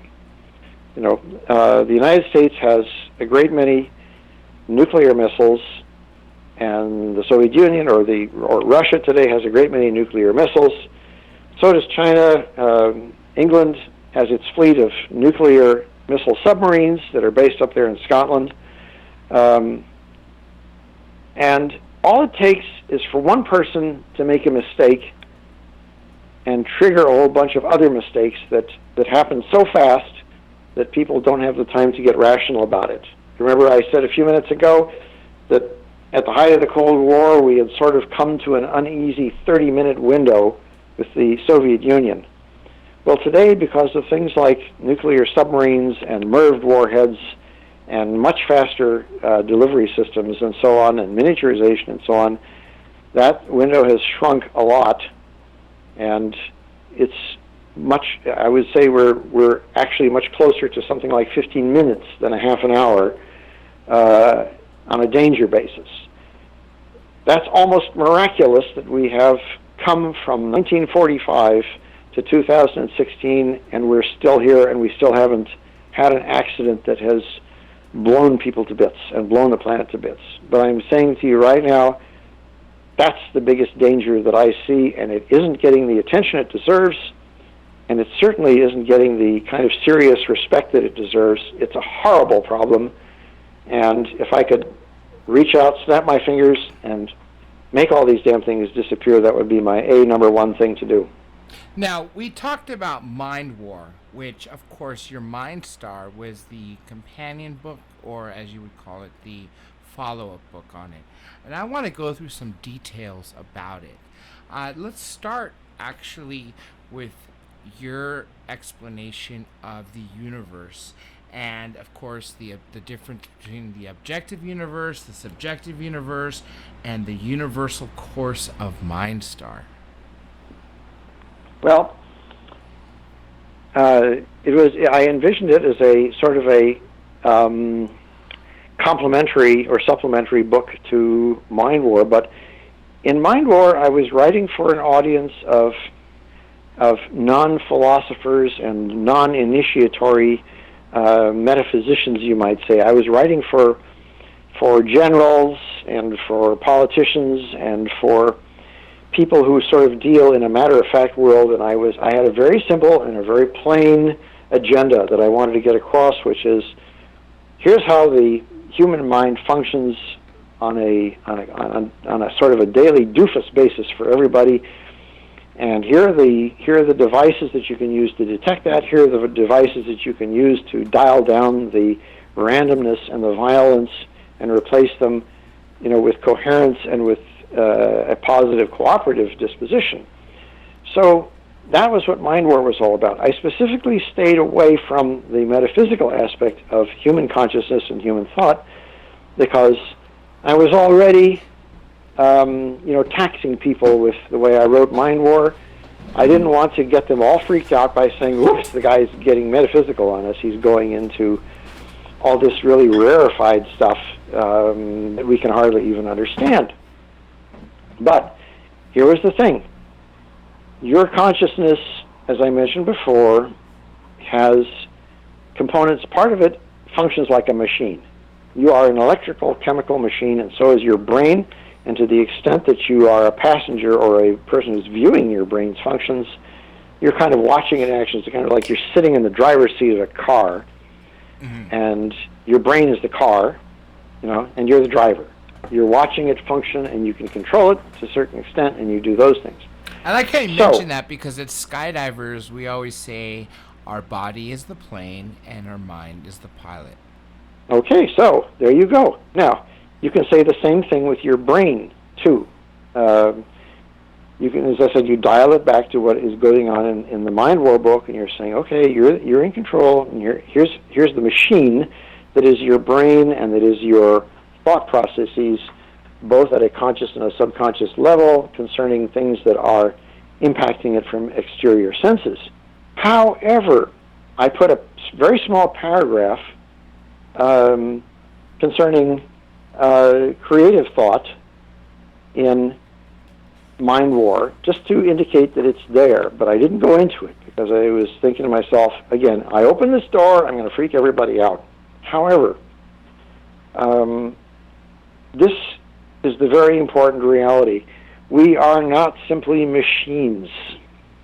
We are divine consciousnesses which are completely separate and distinct from the material universal existence that is around us. And these separate consciousnesses, which is what the term Mindstar refers to, it's a sort of a, I like it better than the term soul, because soul has been somewhat overused and it has religious stereotypes and so on. So I said, okay, as opposed to Mind War, this is Mindstar. This is the metaphysical part of the human equation that is not discussed at all in Mind War, for the simple reason that it doesn't need to be and would freak out the people who that book is written for. But this is the part of you that is really important. This is the part of you that is the actual you with a capital Y. This is the thing that is your identity, that is your conscious self-existence. And you know of my background, for example, in the Temple of Set. This is what the Temple of Set has of course, been involved with metaphysically for decades, because this is the realm that we exist in, this is the realm we explore, this is what we studied, for example, from its roots in ancient Egypt and have brought forward to the present time. So this is that well-worn pair of Levi's, that I was talking about earlier, that Setians work with all the time, and that we know immediately what we're talking about when we refer to it. But I hadn't written this down for an outside audience before. Last year, I got a surprise diagnosis with colon cancer, and I had to have 2 major operations, and almost died in the process. During the second operation, the surgeon was sort of flipping a coin as to whether I was going to come out of it at all. I'm now completely minus, my large intestine, and I'm about 60 pounds down in terms of weight, and still very, very weak and very frail. It's going to take me, I'm an old goat, I'm age 69. If I were 30, I might bounce back much faster, but when you get to be this old, things take a much longer time to rebuild. Yes. So at one point there, I was almost certain that I was going to kick the bucket in the near future, and I said, I've got one more book that I need to write, and I've got to get this thing out before I croak, and if it means I drag myself over the keyboard every day, I'm going to do that, and I did it, and that's the Mindstar book. And you'll see that even in the preface to it, I say, okay, everybody, you need to understand this book was written by a dead person, because that's from the grave. That's the way I regarded myself at the time, that I wasn't going to live much longer, and it was a lot easier to get this stuff down in a paperback book than it would be to do it by seance later on. So, here was the thing. When you try to understand who and what you are, most people don't do this because it stresses them out too much, and they really don't know what to do or where to go. You have to go, you can do this if you have studied some of the great classical philosophers like Pythagoras and Plato, because they mapped it out for you. But they are also somewhat complicated to read, and the old symptom of me-go, my eyes glaze over, happens to people sometimes when they pick up these things. If I get a copy of Plato's Dialogue, which is a big fat book, and I dump it on somebody's desk and say, here, go read this, it'll all be clear to you, they'll usually pass out in a faint. So, here is the physical universe out there of matter and energy that we're all familiar with, and here is you as a meat machine that is also part of that physical universe of matter and energy, and yet there's something in you that is not part of that physical universe, which is the thing that is distinct from it and that gives you your sense of perspective from it. That's what enables you to actually apprehend it, realize that it's there. If you were a drop of water in the ocean, you wouldn't be able to realize that around you was the ocean, because you wouldn't be able to distinguish anything any different. If you were conceptually a part of the objective universe, you wouldn't realize it. And indeed, that mythologically is what people sort of imagine things were like in Judeo-Christianity, for example, in the Garden of Eden, when you didn't have people with a perspective and a sense of being outside of this and having a discretionary ability to act upon it and change it and do things to it that weren't necessarily programmed into their heads. So what happened? Well, in the Garden of Eden, Adam and Eve took a bite of the fruit, and suddenly they were apart from everything that was God and the God universe. They were outsiders. They were kicked out of the Garden of Eden, so to speak, and now they're faced with decisions like, what do we do and on what basis do we conduct our existence? What is good and evil? Do we assign it ourselves? Is it something that God has put out there as a mystery and we have to figure it out and do what he says, otherwise we'll be punished if we get it wrong? What? so if you look at a lot of the history of Western civilization and Eastern civilization, for that matter, you find that it's a great tug of war with people trying to figure out who they are, what their morality is, and how they should be obeying it or constructing it. For many years, it used to be a function of esoteric priesthoods in antiquity, such as the ancient Egyptians, that the priests knew what was going on here. The ordinary people didn't, because they trusted the priests to handle this for them. That was their business. It's kind of like the fact that you have a dentist today to take care of your teeth. You don't have to know what he's doing. You just have to know that he's doing it and doing it right.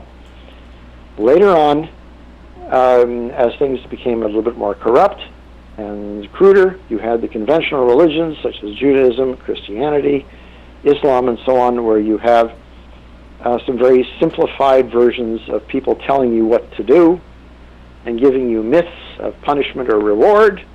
If you do this, you'll go to heaven. If you do that, you'll go to hell. And later on, that breaks down at the time of the Enlightenment in the 16th, 17th centuries. Then you have a different kind of way of people trying to figure out what is right and what is wrong. And now it's become social contract. What's utilitarian? What can we do to work this out?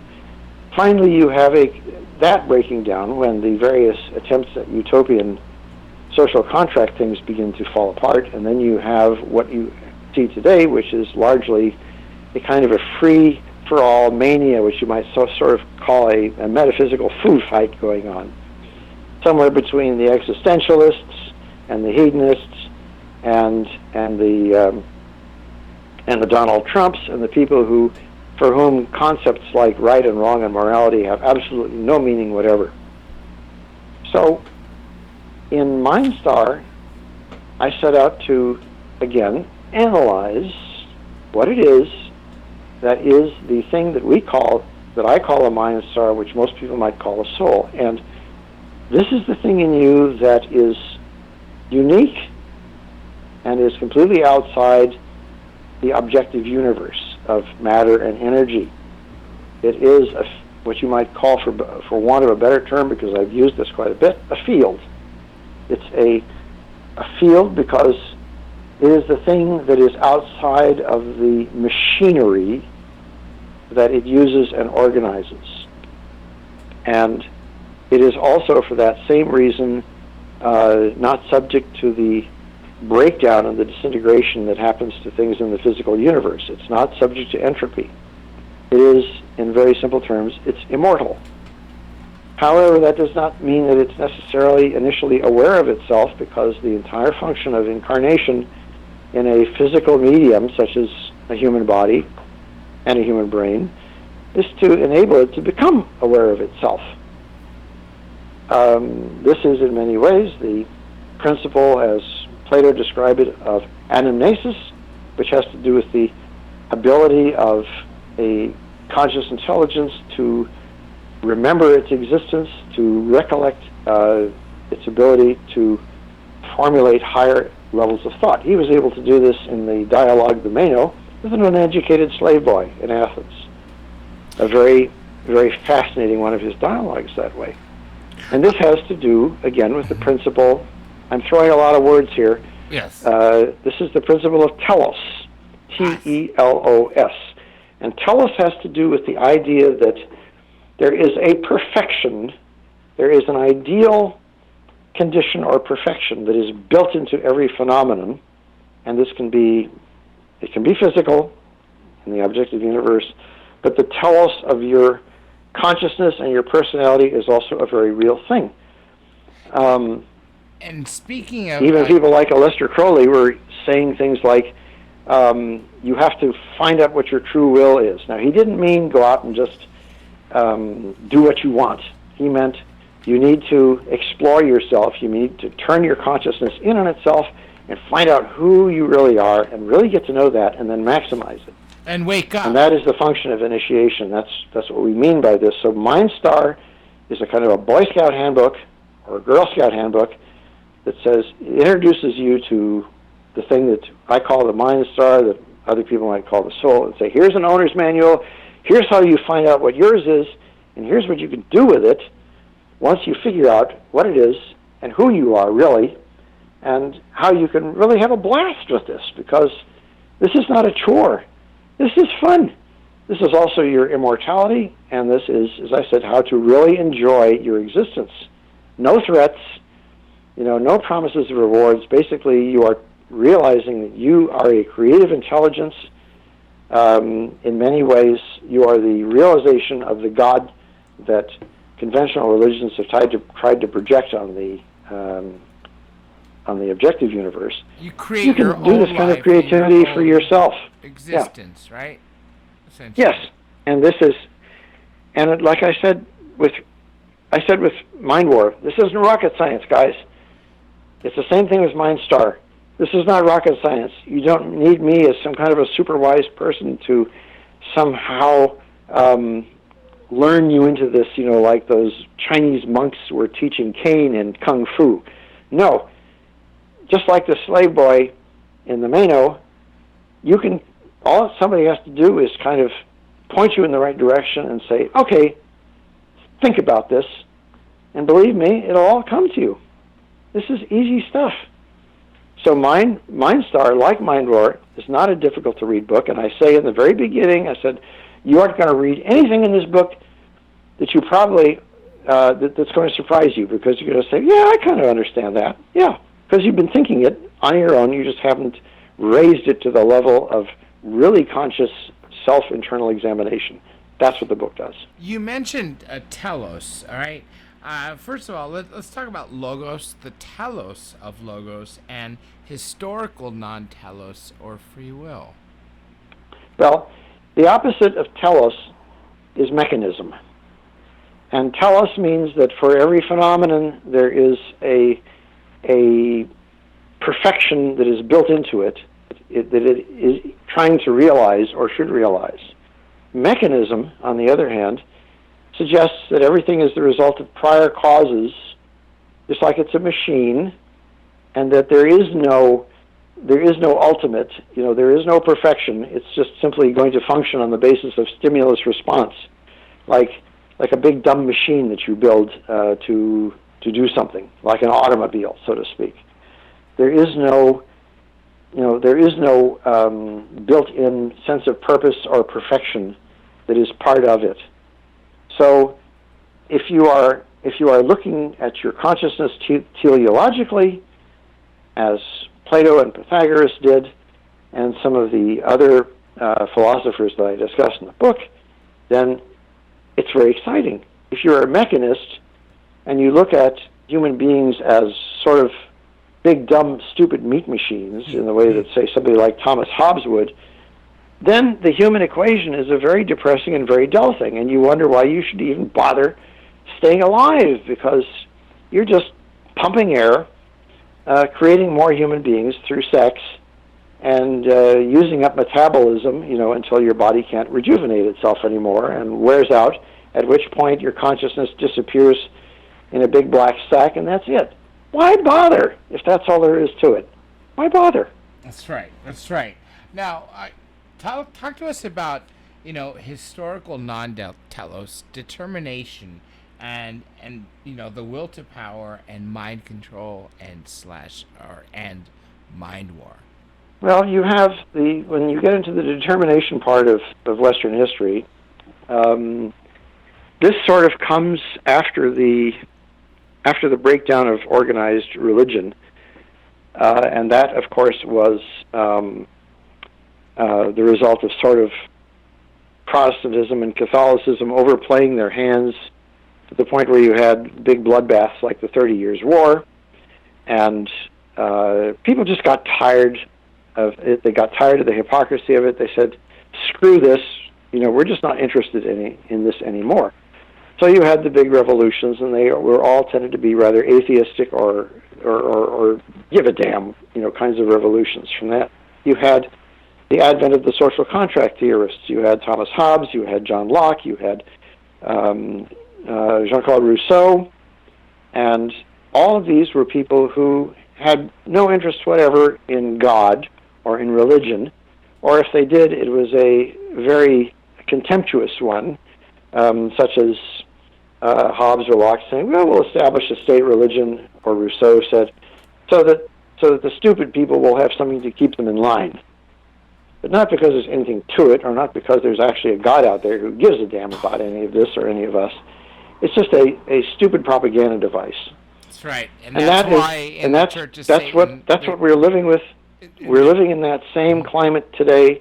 If you look at the big religious institutions, they don't believe in what they're doing any more than their critics do. For them, it's a bread and butter scam. Yes. And I'm sorry, I've talked to a lot of people in a great many of the religious institutions. I have a lot of friends who are Catholic priests and so on, and I say over and over again, you're running a scam show here. You know it, and I know it. And they don't really have, they say, oh, well, I have faith. I'm sorry. Faith doesn't do it, guy. You show me the meat, you show me the potatoes, but don't just tell me that you're sort of taking this on trust, because that's the way that people sell used cars.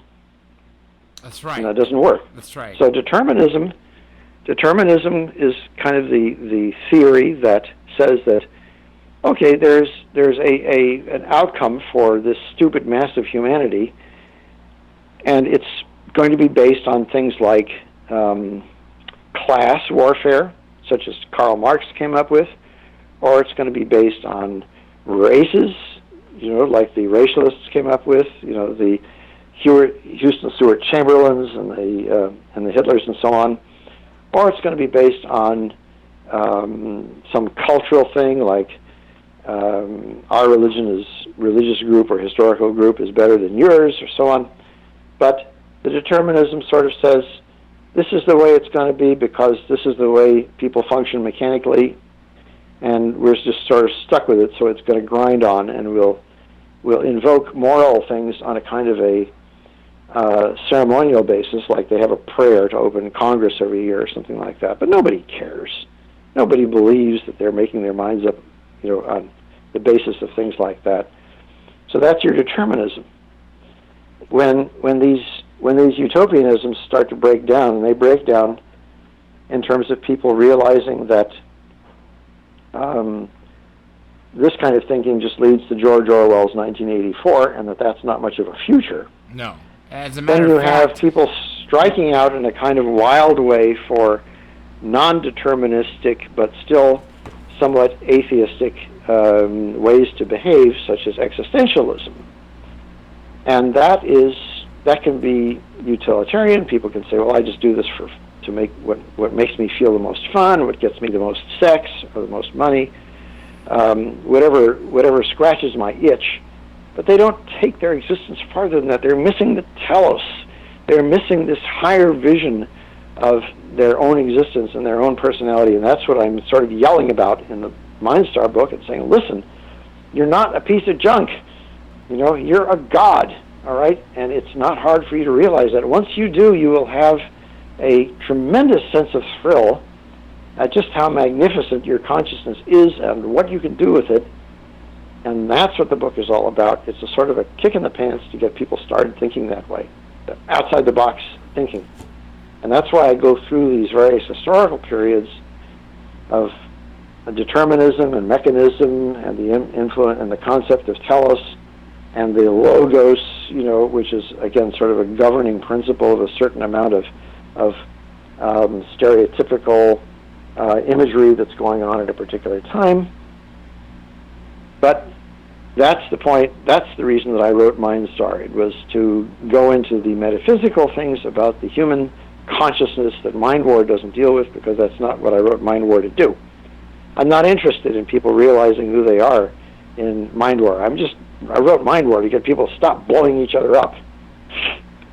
Yes. So that's the difference between the two books. Let's take a question real quick, and then we'll come back to Mindstar. Go ahead, Johnny. I've got Rupert in Cardiff on Facebook, and he asks, what's his take on the book called Morals and Dogma by Scottish Rite Freemason Albert Pike, which talks about the making of 3 world wars, past First and Second World Wars, and a third being acted out now, turning religions on each other in order to eventually rebuild a new Solomon's Temple What's your thoughts on the Bible, the protocols of Zion, morals and dogma? Are they signs of the masses? There's a very smart British archaeologist by the name of John Romer who wrote a superb book called Testament. And there was also a tremendously good television series. It was on public television here in the United States, PBS, called Testament.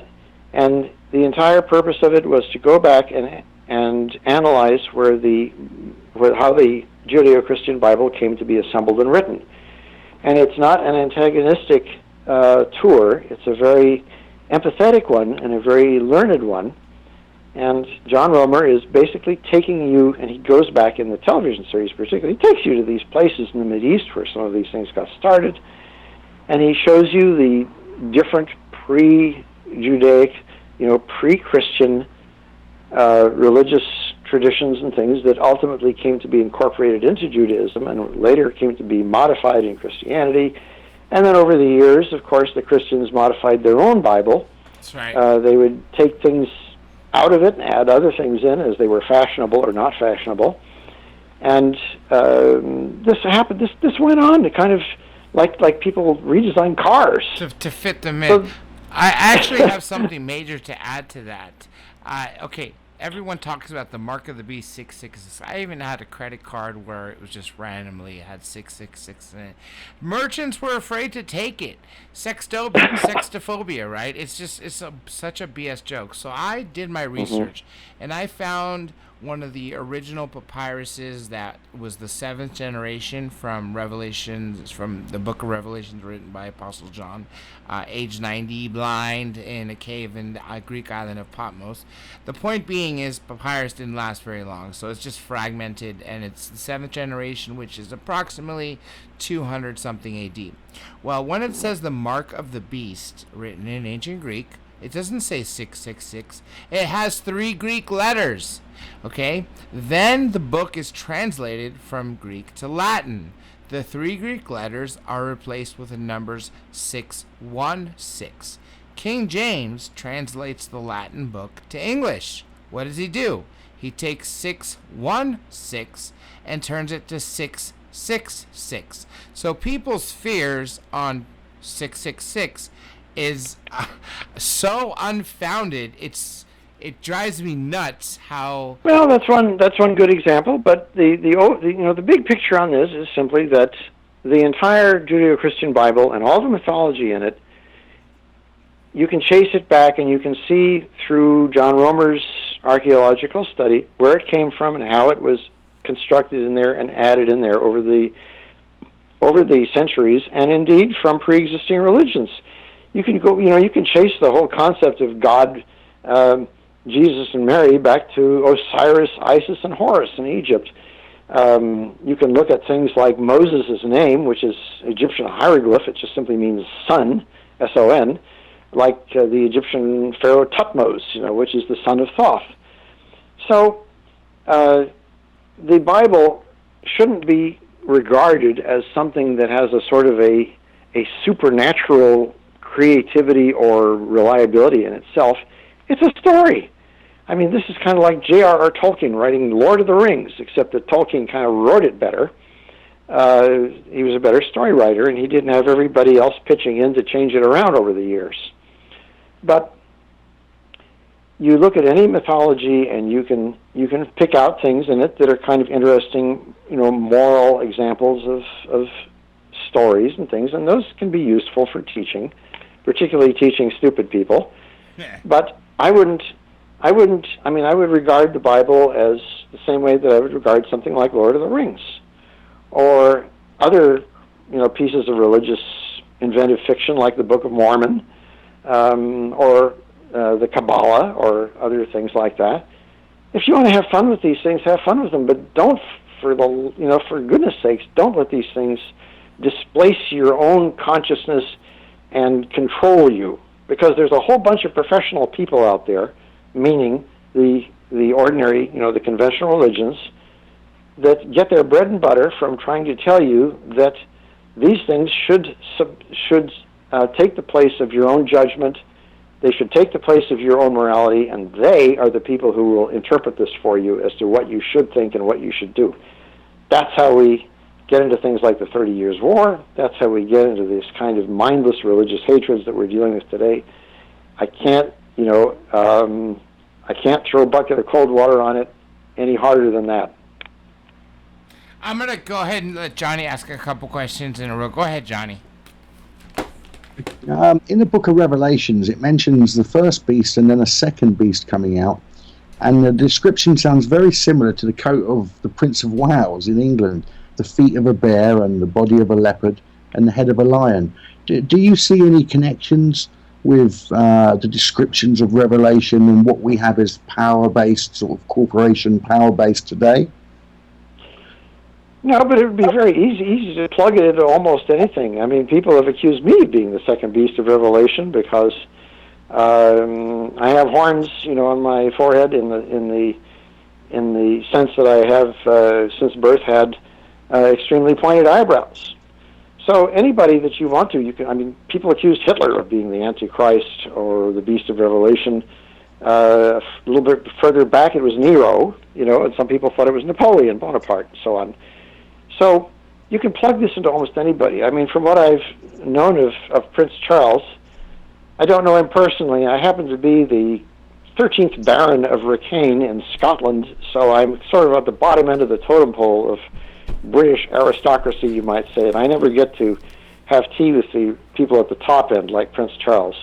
But he seems to be a nice guy, and I have nothing but admiration for his mom, who seems to have been doing an almost superhuman job of being a nice and wonderful person, since she took the throne back in the 1950s.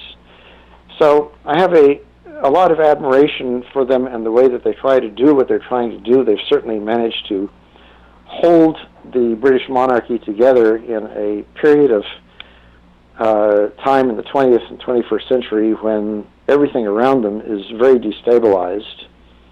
I certainly don't have anything bad to say about Prince Charles. I understand his dad's a little bit on the grumpy side. Yeah. Well, that he has been known to speak out a bit. I do have another question from Jason in Sevenoaks on Facebook.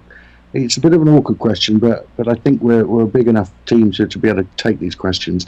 It goes back to the earlier MK Ultra, and he asks, you mentioned MK Ultra as part of a US Army psychological warfare, but wasn't there a lot of children abuse involved with the program to induce the splitting and fracturing of the minds? Does the US Army receive any Israel training in PSYOPs programs of today, like they do in assisting the US police forces? Well, MK Ultra was never actually a part of the U.S. Army. It was a program that was under the auspices of the CIA. Yeah, the agency. And I would like to say that I would have liked to be able to say that the Army wasn't stupid enough to do something like MK Ultra, but of course we got into our own bit of zaniness, in the 1970s with Operation Stargate, where we were playing games with remote viewing and other pieces of silliness like that, Stanford Research and spending a lot of taxpayer money on it, and basically behaving like a bunch of credulous jerks. One of my good friends, Colonel John Alexander, that's right, was personally involved in that stuff, and he's among the most incredulous of them. I mean, he was in the recent movie that came out called Men Who Stare at Goats, which was sort of a funny satirical version of that whole Stargate thing. I mean, John he was caricatured in it, by, I think it was George Clooney or somebody, and he always shakes his head when the whole thing comes up. He says, "I can't stand it. I don't want to talk about it." The goats in question, I mean, there's a certain kind of goat. It's called a myotonic goat. You can look it up on YouTube. Myotonic, M-Y-O-T-O-N-I-C, I think it is. And this is a very unusual breed of goat that if you stare at it, just look at it, in a few minutes, it falls over in a faint. Okay? The Army was dealing with a bunch of myotonic goats that didn't know about it. They were under the crazy, illusion that these people who were staring at these goats were causing them to faint when... Or hearts blow up, as the people say. Okay, so... Yeah. And I know Colonel John Alexander very well. Yeah, he's a great guy. We're good friends, John Alexander and I. And he recently got involved in UFO studies. That's a whole different fun subject, that we could go into at some time, because, as you know, I spent 4 years with the U.S. Space Command, too. Because that was last night's topic, and that'll be tomorrow's topic along with... But I don't think we can have time to do it tonight. No, we don't. We've already gone over, so I won't keep you more than 10 more minutes. Okay. But in any case, I guess what I sort of wandered a little far afield here, but the U.S. Army does not do experiments on children in any manner, shape, or form. I know that. I don't know everything that went on in the CIA, but I'm reasonably sure that the CIA never went that degenerate. I know the people who are CIA professionals, and some of them are a little bit on the credulous side and can be flummoxed out of things by a good stage magician like a Uri Geller. He's been on our show as well. But they're definitely, they're usually not vicious or cruel people in that sense. I mean, I would like to be able to say usually, I would like to be able to eliminate the word usually, but I'm very much annoyed, by the CIA's dalliance and things like waterboarding and other forms of torture, which just infuriates me, because that's absolutely intolerable stuff, and I've browbeaten the hell out of my friends at the CIA every time I talk to them and said, you've got to, eradicate this, this kind of crap from what you are doing. It's just ruining your sense of respectability and your reputation. You've got to go back to being self-responsible, all the more so because people don't really have an eye over your shoulders and what you're doing. Mm-hmm. And the Army is, the Army's psychological operations is much more open than something like the CIA, which is very closed-doored. But in the Army, you ask us a question, we will probably give you a pretty straightforward answer about it, and the people who are involved in the U.S. Army PSYOP, have, just like me, have absolutely no qualms in telling you what they're doing or why. The worst that can be said about the U.S. Army PSYOP is that it was very naive, and as I mentioned a little earlier, didn't know what it was doing in Vietnam, in places like that, to the point where it thought that the most it could do was some fairly elementary battlefield propaganda like surrender leaflets and things like this. So it wasted a lot of time and effort on things that weren't very productive. That's why Colonel Valley and I got involved in writing that original Mind War study that later on became this book. It was to come up with a system that you could use to actually get at the things that make people function and fix them. That's what the book is about. The book is a sort of a cry for the U.S. Army to get its act together and start doing this thing right, save some lives, make the world a better place to live in than it is right now. Well, we've got another question in from Tilly in Germany. She wants to know, what's your take on flat Earth theory? Is flat Earth, or is it possible that it could be a PSYOP? Flat Earth? Yeah. I don't know where to go with that. I mean, as far as I know, this thing is a big ball. It's round. We fly around it all the time, so I don't quite understand why anybody could think it's flat. Presumably, if it is, you'd go off the edge after a while, But I don't think I really don't know where to go about that. If you want to go into areas of discussion like some of the more radical, theories of natural science, for example, that the Nazis got into, that's a whole different ballgame too, and that's a lot of fun because they give us real crazy stuff. You come up with the theories of alternating fire and ice, that Harbinger came up with, and so on. And even if some of that stuff is wacky, it makes for great discussions. Do you know anything about the German Bell program? The Nazi UFO. The Bell program? Yeah. Oh, yeah, sure. I actually discussed that at some length with John Alexander, and in this novel that I just wrote a short time ago called "We Break the Sword," which is set in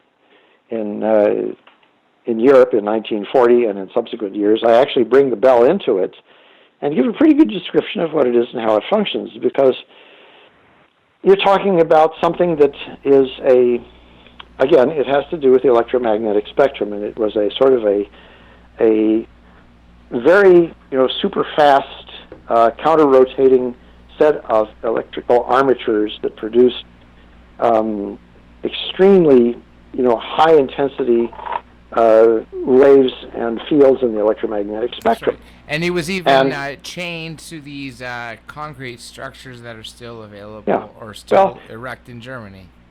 So anyway, the whole point of this thing was experimentation then, and part of it had to do with the attempt to see if they could come up with a way to counteract the force of gravity.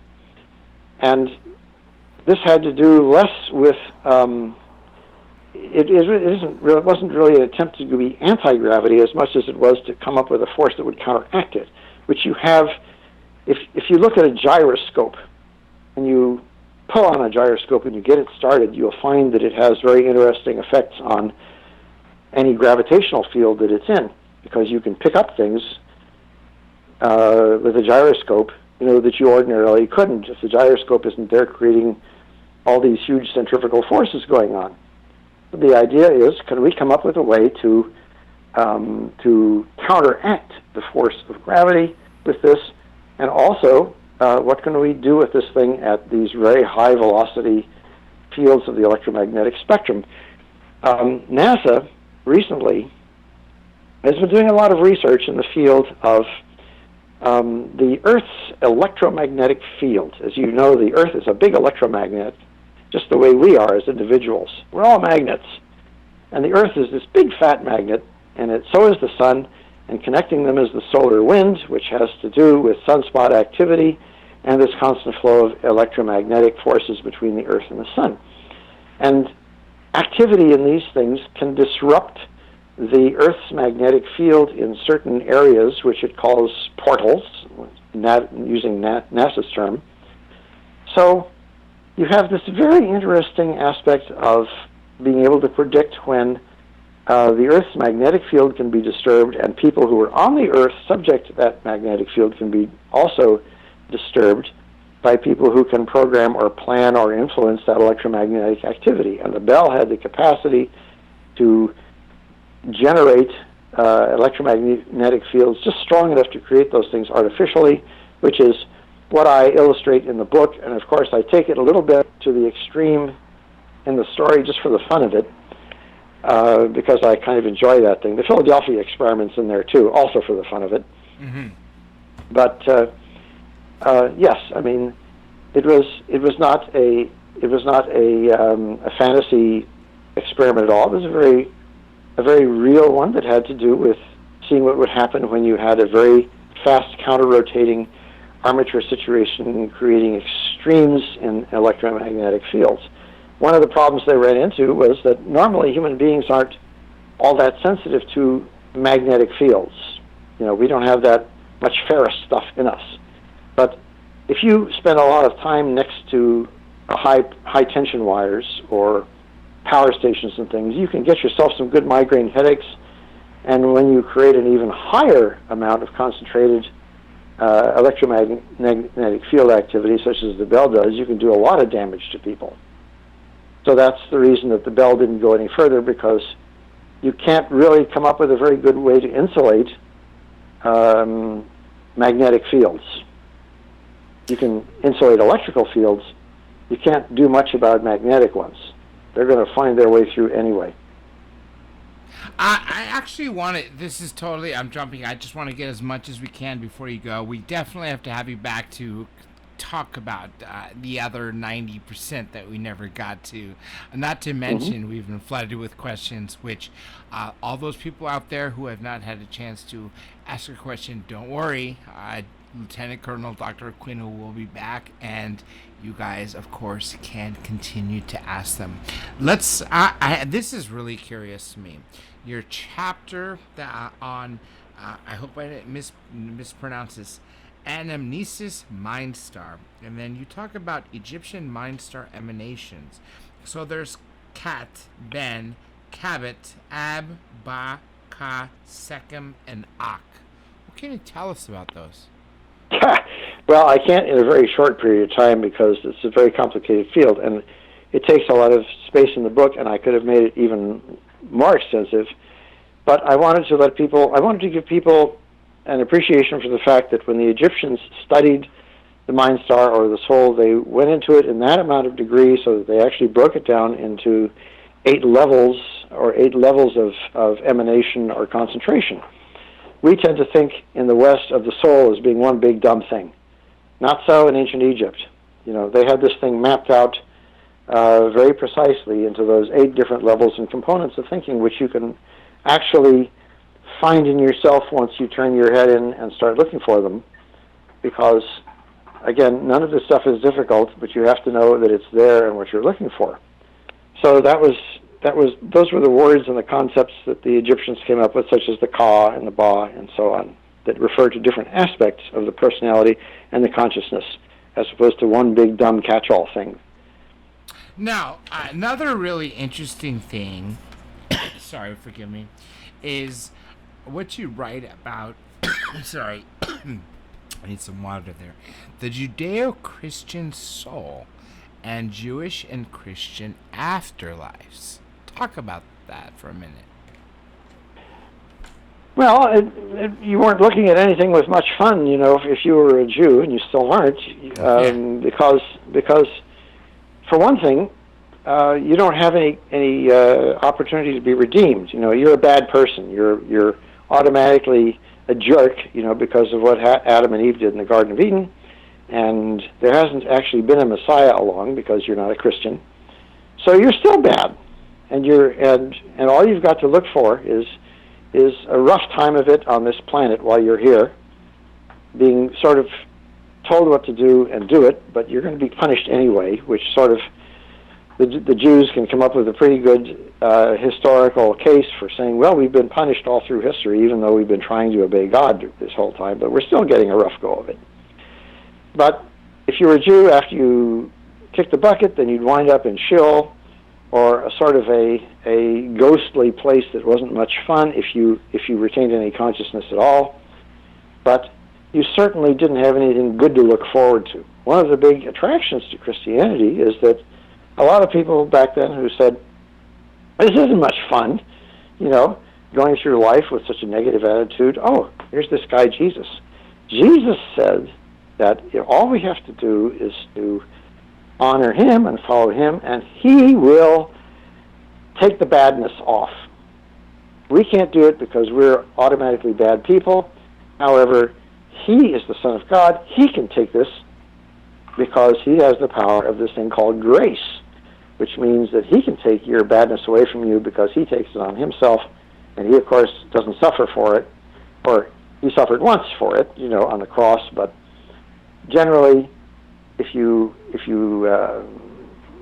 follow Jesus, he's taking your original sin away, and then, if you're a good person, when you kick the bucket, you can go to heaven and have a good time, which I gather is, it's not like Sheol anymore, it's sort of like the Las Vegas Strip. So, that is Christianity, and the flip side of it is that whether or not you accept Jesus, if you still behave badly, and according to his various priesthoods, then you can still wind up going to a bad place, which is their concept of hell. So these are great control devices, but as I said a little earlier, if you believe in this, you might as well believe in J.R.R. Tolkien's Lord of the Rings, which is actually anything, or as John Lear says, the Big Pumpkin Theory. And in the Church of Satan, my brother was studying every religion, so he had a copy of the Torah, the Quran, what the Buddhists use, the Hindus, and he even got the Satanic Bible, and he was studying all of them. And I loved, during the Satanic sentiments, similar to the Ten Commandments of Judeo-Christianity, the last one was, Satan is the church's best friend, since he has kept them in business all these years. Yeah, I mean, Judeo-Christianity has stayed in business because it has a threat built into it. The threat is either you do what we tell you to do, or you're going to spend an afterlife in you're going to hell. Yeah. Yes. Yeah. So he's the scarecrow. He's the bugbear. What do you think about all these people? Because what I found, for instance, when I got invited into the International High IQ Society and to Mensa, and of course speaking to a lot of other people who are in Mensa, the higher the intelligence of people, the more they are atheists. They don't submit themselves to some God, all power God that takes control of their life, that they themselves are in their own power. Well, the term atheist is again often overused by people who are using it in a sort of a knee-jerk, stupid way, and they say, well, just because all these religions are stupid, I don't believe in any of them, so therefore there is no God or gods, and that's it, and don't bother me with this. And that's pretty much as far as they go. But I will, of course, in ancient Egypt, again, they didn't simplify things by looping them into one big thing. They looked at the natural universe as a collection of universal principles, or what Plato referred to as forms, and these they called in hieroglyphics the Neteru. Ah, yes. So what most people refer to as the Egyptian gods, we refer to as the Neteru, and I can prove to you in an instant, that these exist. Just like if I were talking about them collectively, I could prove to you that God exists in an instant. Here's how I do it. Because we know of the natural universe, the objective universe, as a collection of processes and things and the way that they interact. But you know what? There is a field or a force that is above and beyond it, just as the way there is one above and beyond our initial body, our separate bodies that I mentioned to you before, where the Mindstar is located. Where the objective universe is concerned, there is something superior to it, and I'll tell you what it does. It keeps it constant. That's right. Natural law does not change from one minute to another minute. If you are looking at your computer, you are reasonably certain that 30 seconds from now, it's not going to change into an elephant. Yes, yes. Because the natural laws they don't only exist, but they are enforced into existence from one moment to the next. There is nothing that is random or abstract or haphazard about it. So the regularity and the enforcement of that regularity proves that there is an enforcement agency above and beyond these manifestations, and that enforcement agency is the Neteru, or if you like to group it together, is God. Two There's things. your proof. Well, one thing, I was reading this really great book, Antinomonium Sorcery, and it's really short, big print, and it just basically lays out the differences between the left-hand path and the right-hand path. And I thought it was just really great for people who don't know anything about it. And in the right-hand path, it says, people submit their lives and consciousness to a supreme being that's non-existent. Or left-hand path says that people take control of their own life and destiny. Would you agree? No, that's a bit of an oversimplification in my book, but then I tend to complicate It was things, oversimplified book, yes. But I would say that the term right-hand path, when you look at initiatory, we were talking about basically metaphysical initiatory systems when we talk about these paths.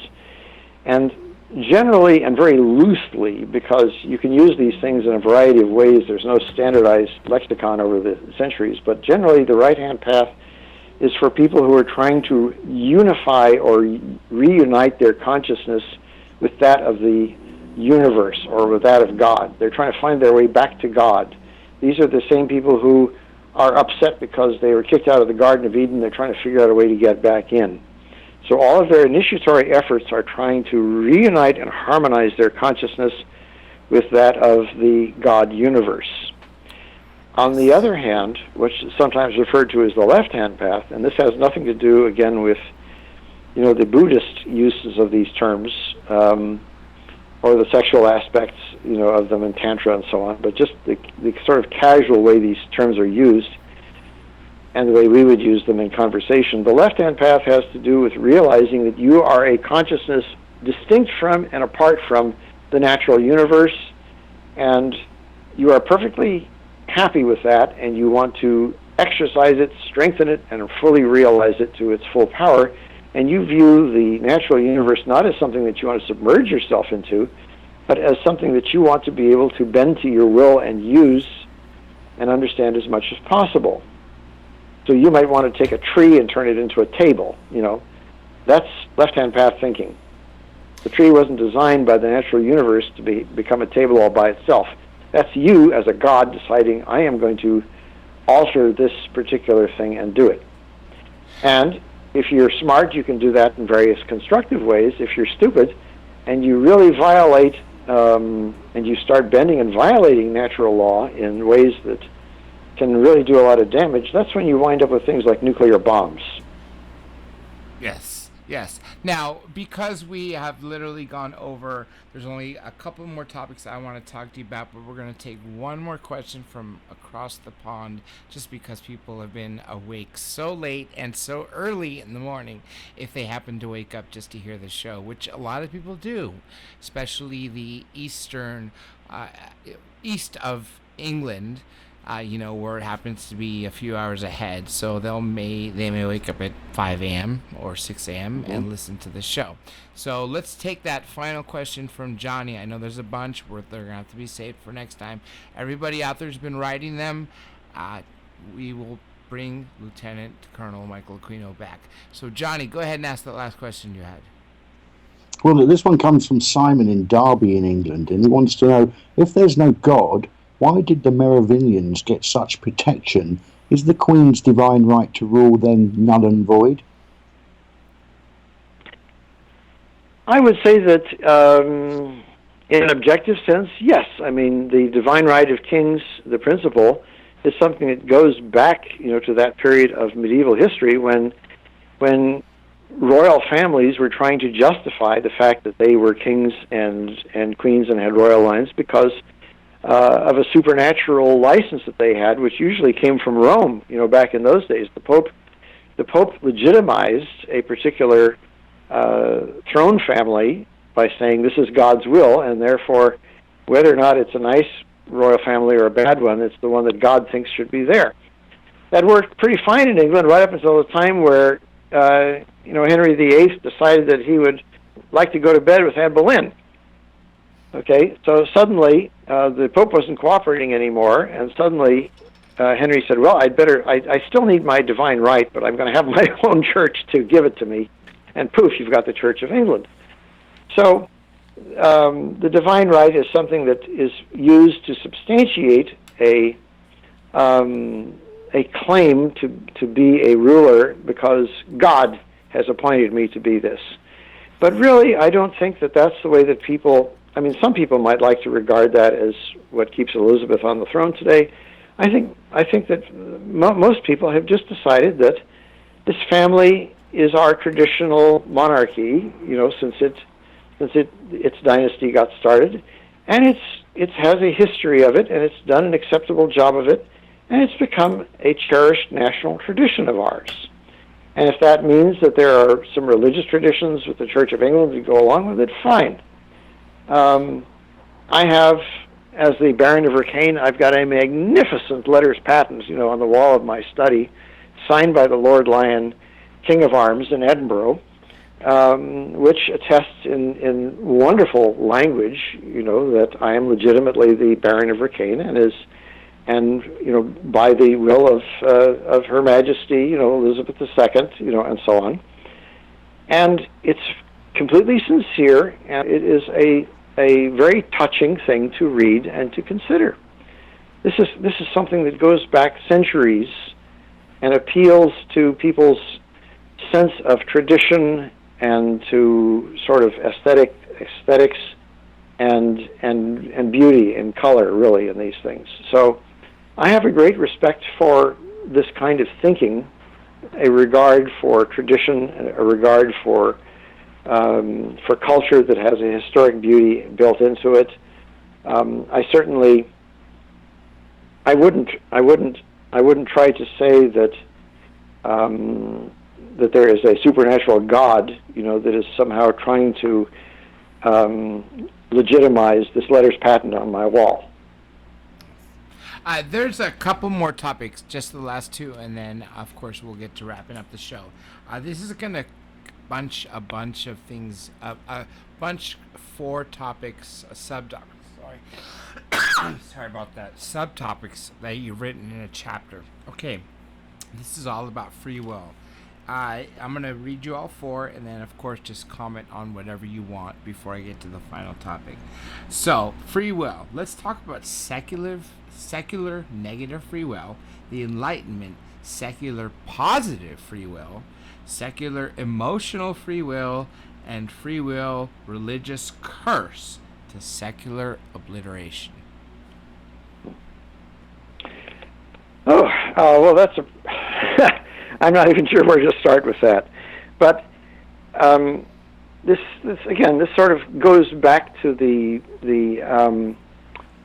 first of all, of course, there was a tug of war between teleology, to the feeling that there is an automatic higher purpose that's built into the human experience, and all we have to do is discover it, which is what Plato and Pythagoras and the Egyptians were all about. And then there's mechanism, of course, which says there is no higher purpose, we're just machines, and how you operate a machine depends on what you want to do with it.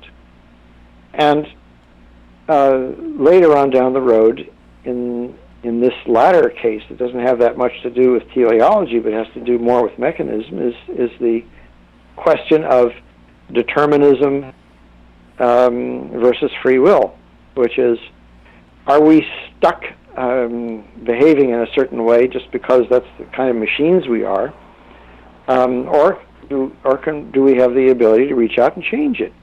You get the sort of the negative people who say there is a mechanism here in the universe that dictates the way people function, whether it's B.F. Skinner talking that way or a Georg Hegel who's talking that way with his dialectic idealism, or somebody like Karl Marx who says that people are going to behave the way they do because of economic issues and class issues, and that's the dialectic materialism. Yes. And then you have people who sort of say, the hell with this, we aren't going to agree that we are stuck as mechanical devices, whether we like it or not. We have the discretionary ability to get outside the box, and that's where you have people like the existentialists, and you have people like Friedrich Nietzsche, who says humans can build horizons. We can create things that have never been there before. We can determine our own future. We have free will. And I'm actually reading Nietzsche's book on the Antichrist, which I think is not what people think it is. It's actually really interesting, for that matter. Okay, here's the. And he wrote Beyond Good and Evil because, again, he was saying you shouldn't be a prisoner to arbitrarily impose concepts, because we determine our own good, we determine our own evil. That's right. And it's a question of how, with what mental precision you do this, with what sensitivity to creating your own standards of good and evil, to what ethical standards you create for yourself and you aspire to, what you set for yourself. So he's arguing for a very high standard, the same as I do, for example, when I get into the constructive parts of mind war, which gets into, well, what do you do when you're dealing with a situation that's fallen apart internationally? I go into the Platonic concept of, kalogathia, which has to do with the idealized creation of a polis, or a community-based state that is built on a concept of virtue. One thing that the ancients had, again, that we don't, and boy, oh boy, can you see this today in things like the American electoral process? They had states that were built on a concept of virtue. We people who are in a place like Thebes or Athens or whatever, or ancient Crete, we know what it is to create a virtuous society, and we are going to do that, and we are going to insist upon it. The United States does not have a vision of virtue right now, and I would say that a lot of Western countries are in the same boat. They are in a kind of an itch-scratching mode where they are just trying to keep their people pacified and pleased and docile and under control, but they are not motivated positively by a virtuous vision of what this country should be. The last time we sort of did that was when Jefferson sat down and wrote things like the Declaration of Independence, and he had a vision of a moral, virtuous, America that could come of this. And we've lost that, over the years to now. It's just a sort of a knee-jerk spasm from one day to the other. You certainly didn't see that kind of thing at these recent conventions. Correct. Now here's the final topic, which I know every single one of these, and we could have gone a lot more. Not to mention we've skipped a lot more. Okay, so this is the final topic: beyond incarnation.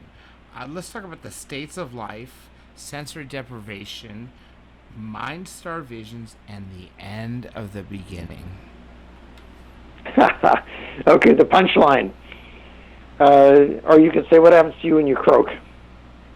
Well, the reason that I got into the sensory deprivation part of this is that if you want to zero in on the parts of your consciousness that are not products of your external material senses, you have to sort of select out that information, because you're being buffeted by a lot of things through your ears, your skin, and of course all parts of the electromagnetic spectrum that are actually above or below your conscious sense of detection too. Mm-hmm. So Dr. John Lilly, who did a number of really superb experiments and wrote some very wonderful books on this, such as The Deep Self, I think is one of the ones that I mentioned there. He was one of the pioneers who got into the use of sensory deprivation devices, such as the immersion tanks. And to anybody who wants to see how this works, there's also a very fun movie, called Altered States, that you can probably catch on DVD with William Hurt and so on. And this will show you how one scientist, who's a sort of a caricature of John Lilly, experimented with sensory deprivation tanks and an ability to find the ultimate, the original primal soul. He at one point, after drinking probably one too many glasses of wine in a Boston coffee house or in a Boston bar with his friends in the Harvard University Medical School, he starts raving, and he said, we're all looking for our true selves, our original self. And he says, and we're jumping into pools and squatting and doing Sufi dances and taking LSD and all this. He says, well, I believe that original, that primal self, is a real mensurate, quantifiable thing, and I'm going to find the fucker. And so that's his great statement, and he spends the rest of the movie and the rest of the original novel by Pat Chayefsky, in which it's based, doing exactly that, and trying to peel away all the layers of external senses so that he can zero in on the part of himself that is not, that ultimate self that is not dependent upon external sensory input, that is not a product of it. So that's what I'm sort of getting at when I bring Lilly into that, but it has to do with the fact that once you get in touch with your true soul, your true mindstar, as it were, and you realize who the you with the capital Y is, then everything else is sort of dispensable, like a bunch of training wheels off the bicycle. Then you begin to regard your incarnation, your incarnate existence, as a piece of convenience that you have used while you had access to this meat machine that's your body, but has no more relationship to the real you than your automobile does. Yes. And you know what? I think that was a great place to stop. We have to continue more of this, and people just can't get enough of you. And not to mention, even on air and off air, I'm always learning from you. First, let me say a few things, just to mention, of course, the people who have done some sponsoring here. The bookstore, like I've said throughout the show, including Lieutenant Colonel Dr. Aquino's books, all you have to do is go to drjradiolive.com and hit the books and videos tab, find his name or any guest who's appeared on the show, and it'll take you to all of their material. Then on top of that, don't forget that we have the super special offer for the Watchers 10 series. Now, you're not just going to get Watchers 10, you're going to get $100 worth of stuff for literally $39.99, and that is exclusive to this show. There's a big banner that says a Watchers package, and all you have to do is click on that. And I know for a fact a few of you have gotten it, and we've received some amazing reviews of the package that you've gotten for such a great deal, not to mention the thought-provoking movie of Watchers 10. We also partner with our new webmaster for some great deals on domain names, domain name registration. So just click the link at the bottom of the website and it will take you to the deal. And many of you may remember Shannon Panzo and his Zox memory system. We've got a link for Dr. J fans to get a special discount as well. Just all you have to do is, click on it and mention Dr. J for you to receive it. Same thing with David Sarita. Unfortunately, his link is not up, but it will be up. You get 40% or 20% off, from the actual deal that he has for his meditation course, which literally lasts an entire year. I also want to thank Angel Espino from PSN Radio Network. Also, don't forget Michael Var Ira Robinson for Late Night in the Midlands for also syndicating the show, and of course the terrestrial stations. And let's not forget JC in the United Kingdom, who Johnny set up to carry our show in, of course, all of UK, and has brought us more listeners in Europe, not to mention Australia, which we've already had a bunch. And on top of that, I do want to thank, of course, our team. Everyone's working very hard, not just during the show, but off the show. We got Johnny staying awake so late. And then after this, he's going to be working again to get the show up for other networks.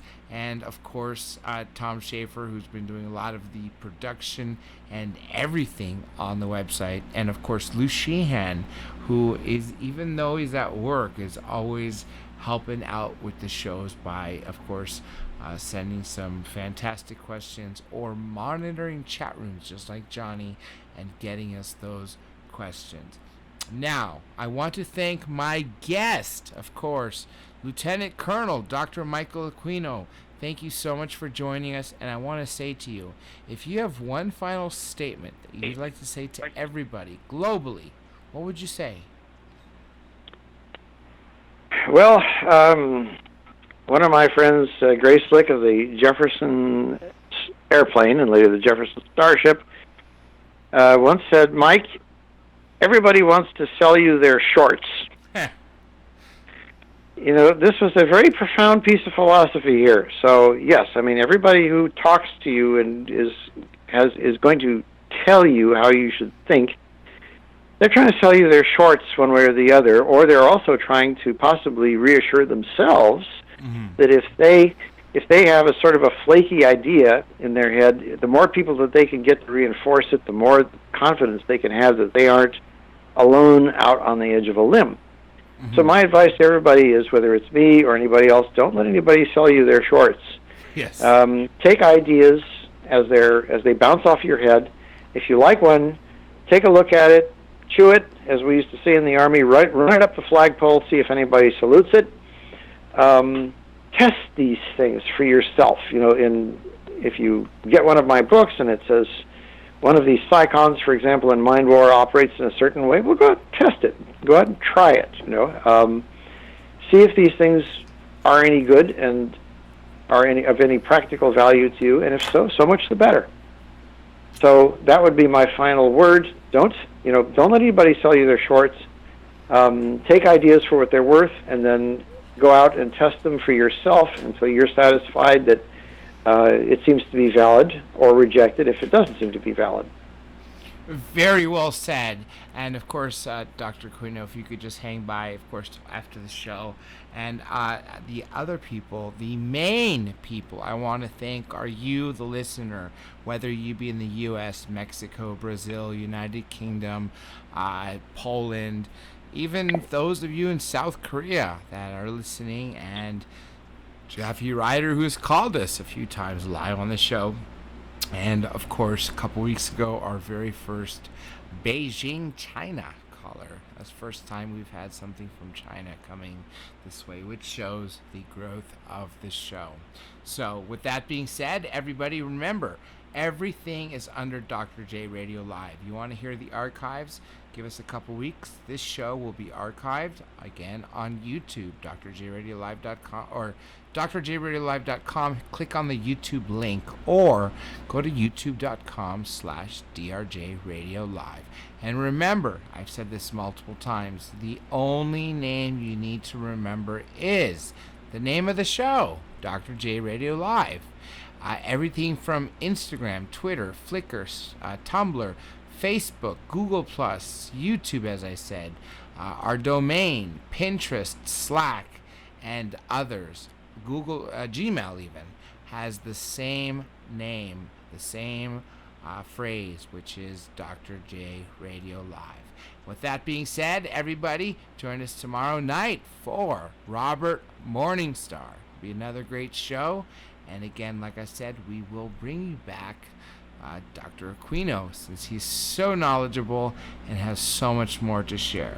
With that being said, this is Dr. J, and I am signing off.